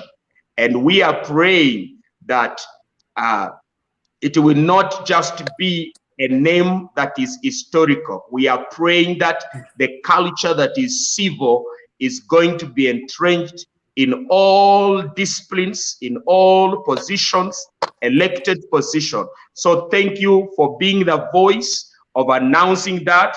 We were watching and we were not believing that what we are seeing in the media is what is happening. But we do believe that this platform is creating that conducive atmosphere for the voice of civility to affect and change our society. Thank you once again for giving me that opportunity. Thank you, sir. Well done. Absolutely. Yes, indeed. And that is something that we are endeavoring to do. There are talks and conversations happening in the background all around the world. This is something that we must do. It is not something that we put to the side. So thank you, Dr. Juma, for chiming in. Blessings to you. And definitely, we look forward to connecting with you again, my friend. Thank you, sir. All the best. All right, all right. Next up, folks, we have the one and the only Sam Ayube is coming in to our feed. And I'm telling you, this young man is dynamic.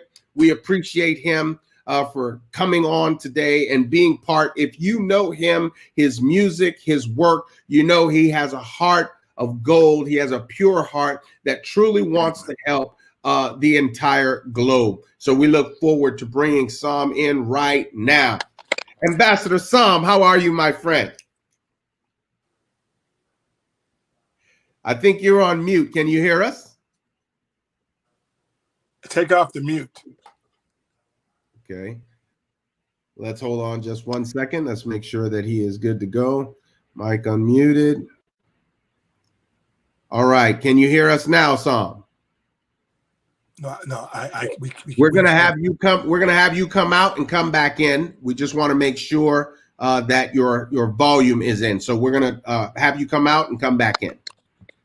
All right. We're gonna wait on Sam. But as we do that, folks, what I want you to understand is that we are here with solutions. This is not just a dialogue, not just a talk. We are here to bring true solutions that are going to change the lives of our youth. We want to demonstrate in real time what civility looks like, what civility in action looks like. We're not talking textbook, folks. We're talking life transformation. That's what we're looking for, something that is going to help and affect our youth on a grand scale. Talk to us, Sir Clyde Rivers. You know, what we have to do now, as I look, everyone's mastered the problem, saying what it is. But when you get behind the doors, because every problem comes to an head, and there will be small groups of people in a room making a decision for everyone. That's the room we need to be in. Yes. Sam, can you hear us? Sam, you can hear us, but for some reason we're not hearing you. I want you to log completely out and log back in. Okay? Yeah. Absolutely. As you were saying, Dr. Rivers.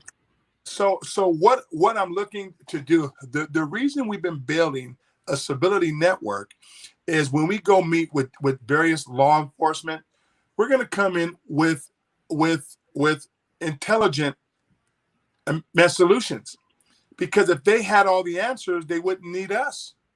So people, what we're doing, ours is civility in action. So we can't sit by and watch injustice for anyone in the world. That's right. This is why 7.8 billion people, we are the civility office for them. So we have to engage all injustice, and we have to be the actual legislators of justice for 7.8 billion people. So this is why we will never stand idle at any injustice. And we will go right to the forefront and say, excuse me, our voice needs to be heard in this. So people, you will understand what we're doing, and we're not backing away. We're going all day, every day to make the world better for others. And speaking from the top, that's what we're here to do. Bring viable solutions. Yes. Ambassador Sam, how are you today? Yes. I'm good. I'm good. I'm good. Phenomenal. Thank you so much. To be on the show. Yes, indeed. You're welcome, sir. So Sam, we want to dive right in. I know the time, is very valuable. How do you feel that the youth are doing today? Do they have a voice? And if not, how do we help them create that voice? Yeah. First and foremost, I'd like to say a very big thank you to Dr. Rivers and Professor Joseph for having me on this Civility 360. It's a big honor for me to be here speaking with all the youths all over the world. I'm so excited. Yeah, first and foremost, I would say one of the major things that is expected for this dispensation is what Civility 360 is doing right now. Now, I believe that we, all over the world, we need to create a network. I mean, a network that will inspire the whole youth, not just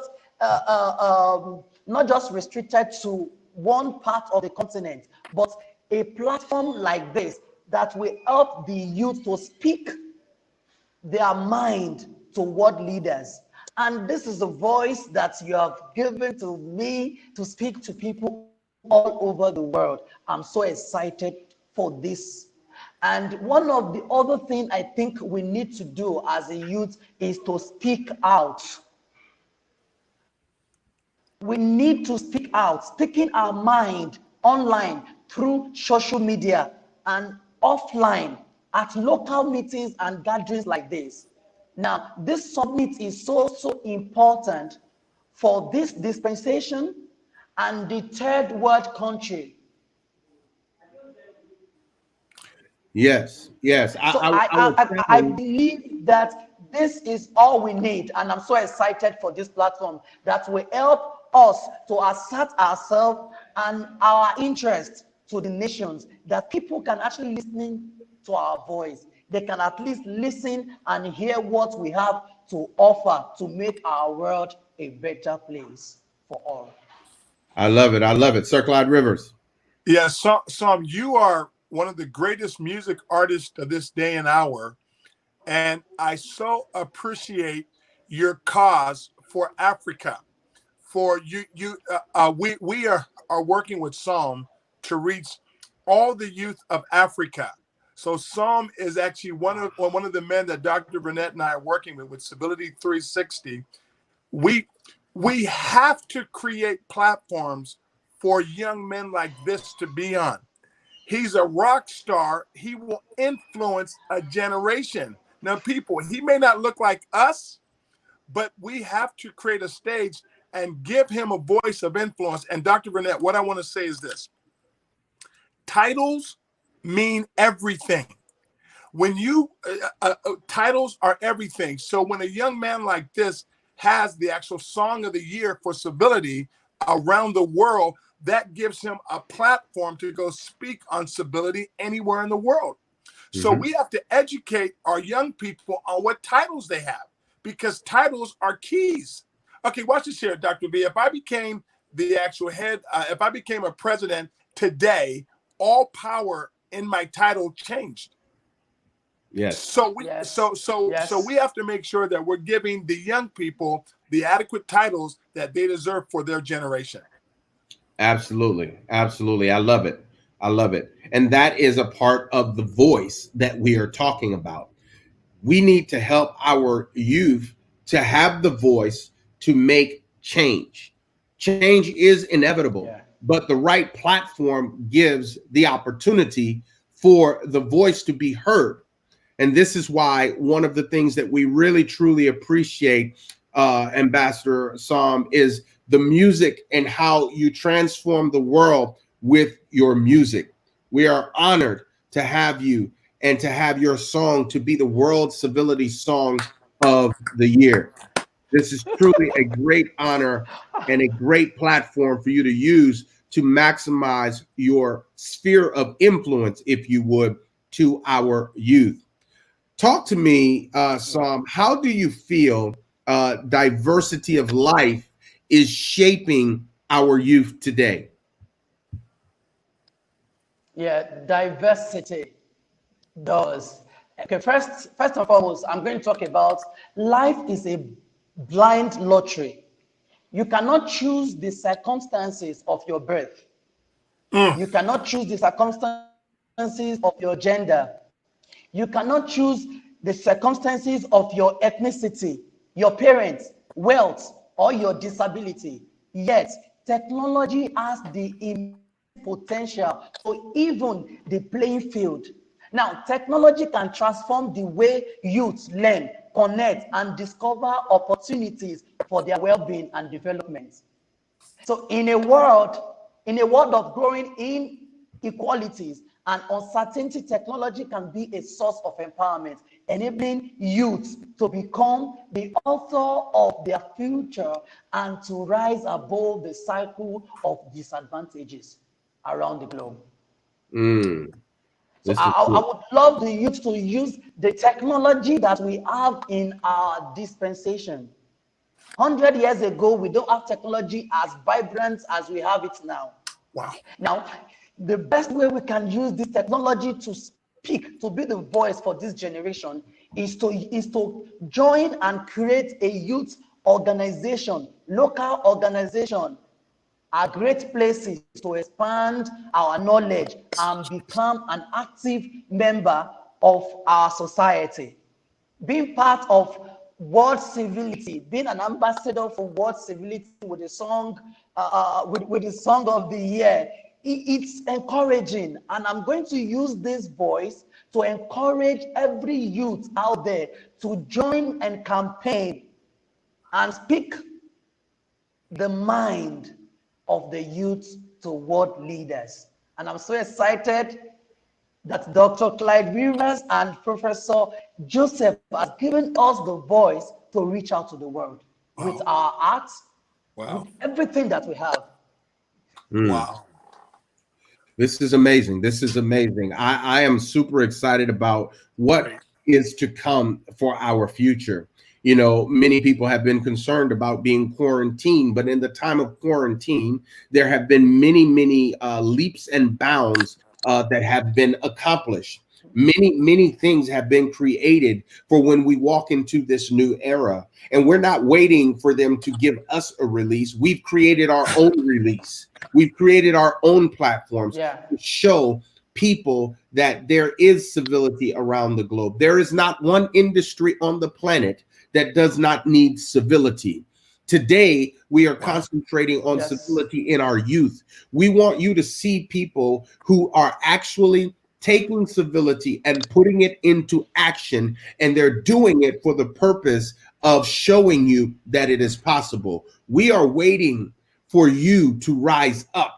We are giving you our voice and our platform for you to rise up. It is your time. This is the new era for our youth to do what they were created to do. And we're so grateful for it.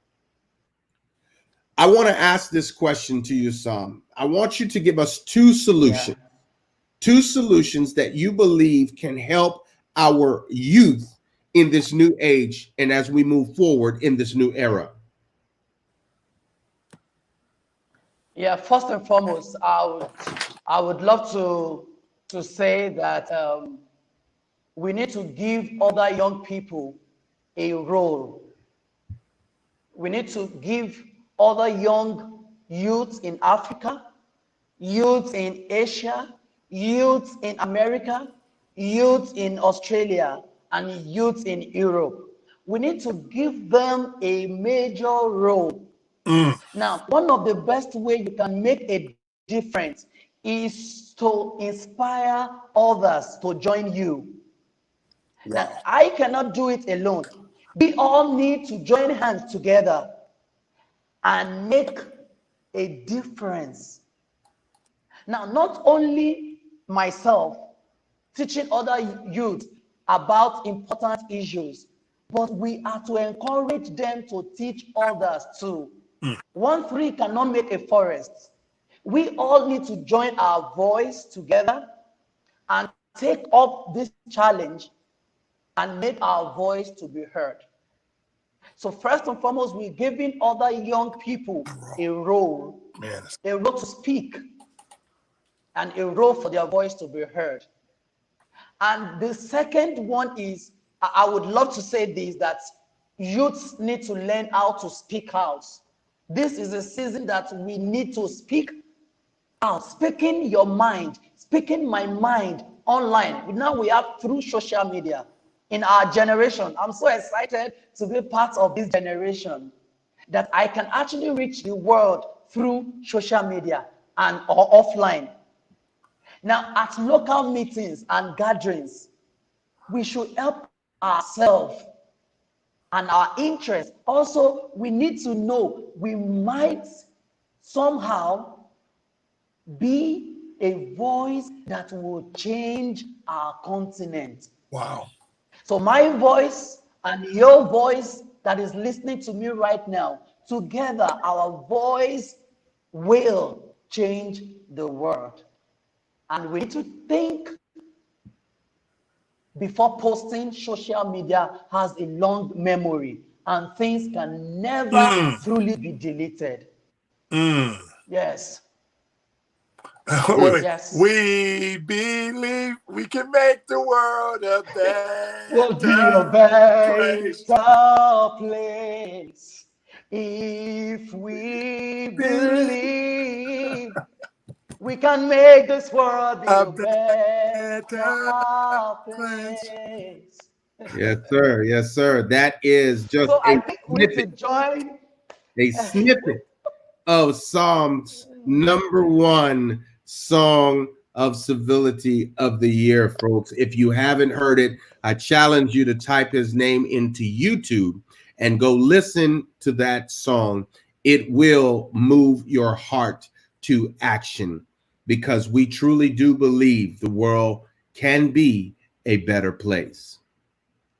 Absolutely, absolutely. I am grateful and thankful, Sam. There are so many things that are happening right now in our world, and we must become the solution to help our world move forward. There has to be forward motion, forward action to help our world get to where it needs to be. There are a lot of things that aren't right about our world, but the one thing that we do know is love covers a multitude of things. And if we would simply exude love from our hearts, and we would move forward with passion, with tenacity, with engagement, with a real ripe heart, we can make a difference. And I want to say thank you. Thank you so much for being who you are and how you show up on a global scale. Sir Clyde Rivers. Thank you, Sam. You're one of the greatest. You're one of the greatest. I'm so excited. Yes, indeed. Yes, indeed. All we need is one love, one love, one love. The love that comes from above. above, above. above. God has made us as one, as one, as one. There'll Thank be you. no more pain, no more worries. Let we stay together. Hey, I do I believe believe that we can make we the can world make this world be a better place. Place. Yes, yes. If we believe we can make this world be a better place. Amen. Yes. Amen. Amen. Yes, yes. Thank you so much, Ambassador Sam. We really do appreciate you. Hang on if you can, just in case we're going to answer any questions towards the end. We're going to bring in one more speaker, folks. And definitely, we have left someone who is bringing in the ballast. You know, many people often say, why do I have to be last? But you know what? The last shall be first. So thank you so much, Sam. We're about to bring in Dr. Ira Roach III. Ira Roach III is hailing all the way from Delaware, folks. And I hope that you are ready because it's about to go down. Let me go ahead and add Dr. Roach in now. Dr. Ira, how we doing today, my friend? I'm well, sir, and yourself? Phenomenal, phenomenal, better than I deserve. Yes, indeed. How are things in Delaware? You're hot. I was just thinking, like, wow, Dr. Rivers told me he was gonna bring me among great people, but I'm like, whoa, why do you have to have me last? I feel like I'm on the track and field, the final event, and I'm in the far lane. We're passing the baton, though. We're passing the baton. You ready? Right, I'm ready.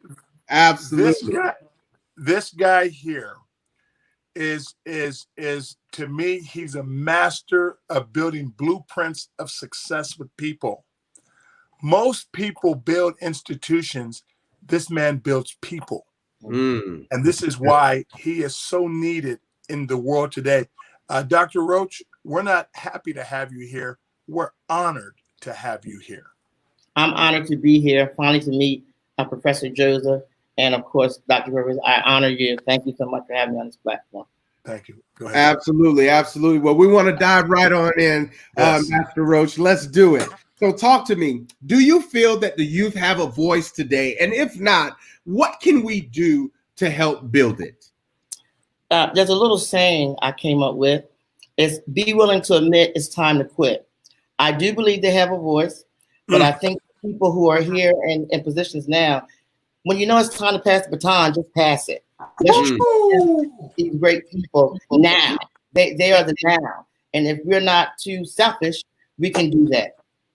So yes, I do they have a voice, but we can do a little bit better with that. Awesome, awesome, awesome. Now, you know, I'm reminded of great leaders who knew when it was time to pass the baton. Yes. Many people don't want to give over control or command early, but a great leader understands timing. And I'm grateful and thankful that you brought that up because timing is everything. If you stay on too long, you may end up hurting a generation. You know, I heard one of the great speakers say today, you can't be an influencer and an impactor in 2 generations. So be great where you are. And I love that because people often think if you pass on power too early, then something was wrong. No, great leaders understand how to pass the baton. Great leaders understand what delegation truly is. And if you ever really want to see a leader, you don't look at what they have done. You look at whom they have built and what those people have become. Dr. Roach, you already on it, my friend. That's exactly what I'm talking about. Talk to us, sir. Talk to us. Ira, I have a question. You have a gift that can see into people and you help thrust people forward. Can you kind of explain? I know that's not one of the questions that we have for you, but the people around you get better. What kind of gifting looks at that and sees the gold where others see dirt? You see gold. Well, Dr. Rivers, I appreciate you for boosting me up, but all glory goes to God. When I was a young boy, I knew that people that were young kids that were labeled as problem children, I always had a liking to them because I knew it was not who they were, but I always saw something good inside of them. And so from a young age, I learned that I had the gift of discerning. So it's nothing of my own, but I asked God to show me the heart of people. If I go by their minds, I would be crazy. But if you look at the heart sometimes, that tells the real story. So I told God to let me be a discerner of the intent of man's heart. So that's what helped me, to build people. Phenomenal, phenomenal, phenomenal. Building people. Dr. Roach, I've got to say it like this. I've been saying for over 5 years that people and relationships are the new currency. Yes, sir. Truth be told, it's not a new currency. It's been the currency from the beginning of time. It just happens to be new to some people. Now, when I meet someone who recognizes the power and the authority of building people, my spirit leaps. So I am super excited to hear from you today because that is what makes the world go round. Let me tell you, Dr. Rivers, Sir Clyde Rivers always says 7.8 billion people on the planet, and they all have value. People is what makes the world go round. It doesn't matter what your organization is. It doesn't matter what your business is. If you don't have people working for you, then you won't be in business too long. So I'm grateful and thankful to hear and see how you already have a heart for the mind and the people currency of the world. This is phenomenal. I love it. I love it. I love it. Yes, sir. So let me ask you this question. How are the diversities of life shaping our youth today? Well, Dr. Joseph, you have a model right here. I saw people from Africa. I saw people from Canada. I saw people from the US. And what it is, we're all unique. And yes, God uses Dr. Rivers and yourself to bring us together. But can you imagine how diverse young people see this? One thing I've noticed is that when a crisis comes, it calls on creativity and innovation, which causes resources. So can you imagine what this model is saying to a lot of younger people who are now not just coming into America, but they're going to other countries to clap with other young people to help with the developing goals. And they're going to make a great world. I promise you, diversity is a good thing. Young people catch on a lot quicker than some of us, older people. Come on now. Right here. Look at this platform right here. In one platform, in like an hour, we have covered the whole world has seen us with our uniqueness and our abilities and our gifts and our talents. And that's what diversity is doing. If we teach these young people coming out of school what the power of diversity is. Wow. What do you think? What do you think about this, Dr. Roach? What do you think? I have a belief that people that look for perfection never feel good about themselves. And I've seen identity crisis because people don't understand their life is a process and not perfection. How have you've helped a lot of people move through that process? What is your key in showing people that they don't have to be perfect? I believe it's Les Brown that has a quote, one of my favorite. He says, "Don't let the opinions of others become your reality." I lived it. For years, I was in poverty in my thinking. For years, I was depressed. For years, I felt like hopeless because I listened to the words of other people. So what I teach people is everybody has an opinion that doesn't have to mean who you are. Just because your mother had kids when she wasn't married, just because your family was on drugs, just because your family was jailbirds, you don't have to live that reality. And that's how I've taught people to not live another person's opinion. It doesn't have to be your reality. You have the power of your own story. And that's basically what I've told people. Wow. I love it. I love it. Dr. Roach, as I think about that right there, this really kind of dives right into my next question of, do you feel dialogue with the older generation is effective and helpful for our youth today? There's a scripture in the Bible, there's a story in the Bible that talks about there were some girls singing one day, and they said, Saul kills his thousands and David kills his 10,000s. And Saul became jealous after that moment. Mm-hmm. So what I'm about to say is, you can't have a Saul syndrome and help these young people. Like Dr. said, you have to be the shoulders that they jump on for the next platform. But if you have a Saul syndrome, you're not going to want to share anything with them. You're not going to want to share those life lessons. You're not going to want to share those things that you've been through and overcome. So yes, it's important that they talk to the older generation, but please, older generation, don't have a Saul syndrome. Dr. B, he is saying something right there. Man, I want to tell you, Ambassador Roach, you just said something. Most of my life, there's been Sauls. Wow. Sauls. I had to fight to do anything we got. There was always 1,000 opinions of what we wouldn't do. Wow. And sometimes when God gives you that actual unique assignment, he may not tell everyone about your assignment. So mentors, make sure you, Dr. V and Dr. S, I have a new way of mentorship. Let me tell you what it is. I keep moving and people follow. That's it. That was good. That's it. At the end of the day, people, listen, when you talk mentorship, what does it mean? Yeah. It's men touring your ship. It's men. Wait, Doc. Back that up, Dr. V. I need to hear that again. When you talk mentorship, what that actually means is men touring your ship. It's people seeing where you are and following you as you go. Wow. If you stick and you get stagnant, when you get stagnant, you get stale. When you get stale, you begin to stink. Nobody wants to follow somebody who is stuck at a step.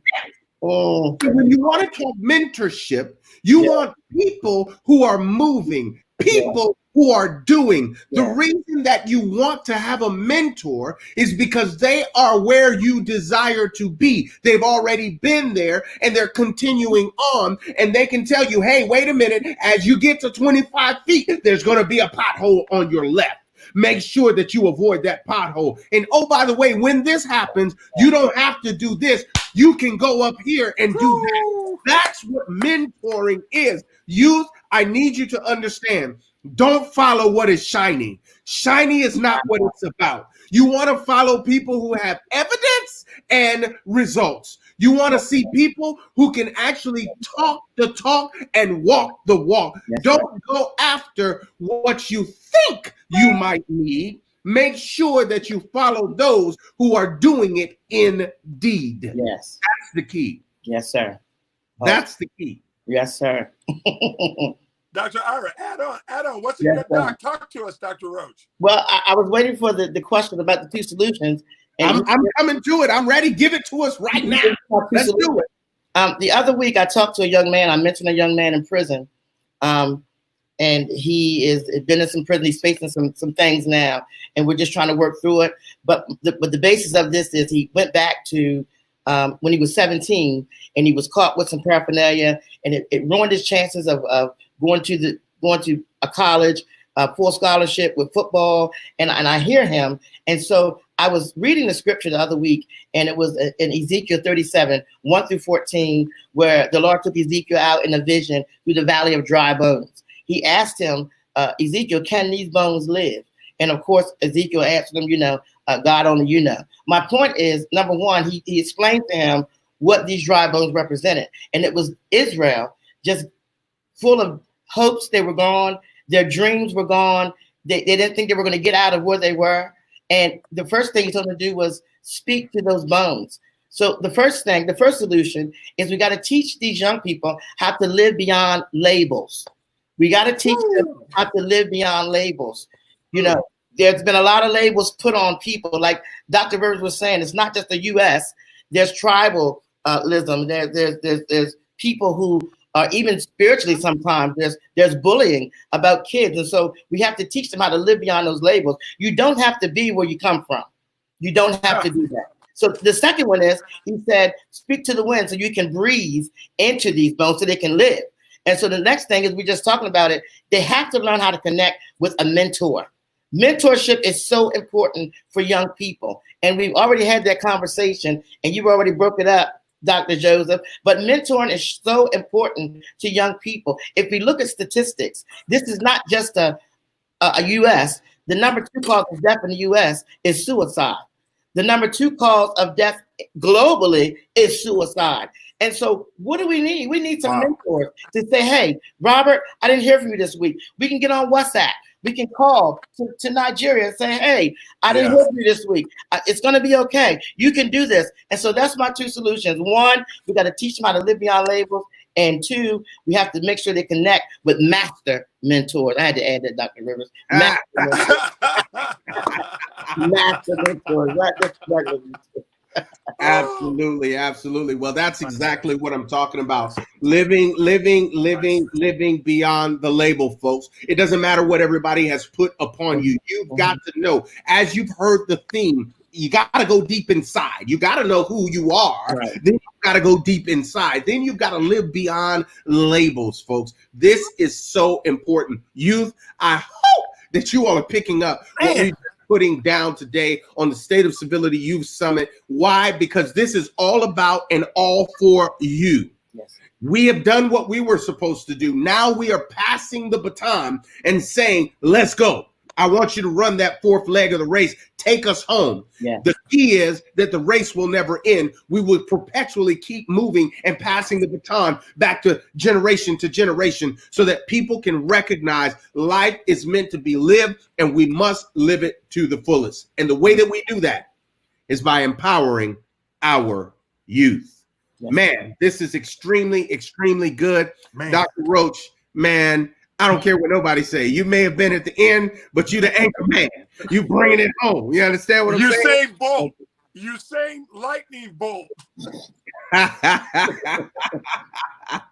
Absolutely, absolutely. Let me see if I can do this. I know we had a few people that did have to actually go. I'm going to bring everyone on. I just want to say thank you to each and every one of you who have come in, who have poured out solutions that are bringing effective change to our youth. We are here for our youth. We know that there's a lot going on. We know the disparities that are going on, but we are the change that we seek. And we're going to pass the baton. We're going to do it in every city, every nation, every region, every continent. Whether we do it by social media or any medium, we will fly out to you. When you get ready, we will be there. Why? Because that's how serious we are about our youth. We are bringing civility in action everywhere. Are you hearing what I'm saying? Everywhere. That's what we desire to do. So I salute each and every one of you who are able to hang on the line. I know that our brothers who are in Africa, it is extremely, extremely late or early morning for them right now. And we just want to say thank you. Thank you to each and every one of you. Thank you for showing up. Thank you for being an agent of change. Thank you for being a voice of change. Thank you for having the courage. Thank you for creating the things that you have. Thank you for utilizing your voice and your platform to help our youth, because without you, there can be no them. So thank you for passing the baton. Thank you for being on. Thank you for sending your love, your wisdom, your excellence, your energy, your experience, your effort. Everything that you do matters. Why? Because you have a voice. And because of your voice, the youth behind us will be able to pick up a mantle and be able to move forward and do something that is worth the salt and the change that the earth needs today. So I want to say thank you, because without you, we could not do this summit. Are you hearing what I'm saying today? Thank you. Thank you. And what I want to tell you all is get ready your phone may ring any day to go and do something great around the world. You better So believe it. hear this. Stay ready. Stay ready. Psalm, thank you so much. There's no word, Psalm. Elizabeth, you are one of the great voices of this generation that's coming, and we're so honored to have you in. Thank you so much. And A game. I've never seen you bring the B game, so I appreciate your A game. And Dr. Roach, man, I didn't know that, but you had a gas tank like that. You put high octane fuel. You were all gas, no brakes. I love it, man. Dr. V, you're a true statesman. You're a true general, and I'm grateful to work with you. And people, we got work to do. Absolutely. I want to do one order of business while we still have everyone on. I know we're coming to the end of this. Sir Clyde Rivers, I want to go ahead and announce Psalm. Can we do that right here? Yes. All right. So Sam Ayube, Ambassador Sam Ayube, who literally has the World Civility Song of the Year. We have partnered with Sam to bring to the world a youth narrative like never before. He is going to become now the national statesman for youth. The national statesman for youth. So we salute you, Sam. We thank you for this effort and what we are going to accomplish. You are going to hear much, much more from this entire group as we continue to forge the path forward. Again, if you've heard something from this group that you love, that you appreciate, you can contact us at civility360@gmail.com, and we will make sure that we disseminate the information to them. We are coming to the ends of the world. Notice what I said, to the ends, the edges of the world, because youth are everywhere and we want to impact them. So we're grateful. We're thankful again for each and every one of you who have been on the State of Civility Youth Summit that happened today. This is groundbreaking, history making, and we are changing the world together. So I want to say thank you. Thank you again. Be sure to be on the lookout, if you would, for the international article that will be released in a few days on this summit and the solutions that we are brought forth. Again, if you need a speaker, if you need a panelist, if you need someone who can transform the youth of today, reach out, civility360@gmail.com, and we will be sure to get you in touch with each and every one of these phenomenal world leaders. Thank you again. Blessings to you all. Thank you for your time, and let's change the world together. I do see Dr. Juma did show back up. Dr. Juma, we love you. We appreciate you. There is work to be done, and we will get it done. Blessings, peace, and productivity to you all. As we close out the State of Civility Youth Summit, remember, every life is valuable, and the youth is our future. So let's invest in them. Let's trust and believe in them. Let's come alongside of them so that we can be effective in our change moving forward. Thank you all. Blessings and peace to everyone.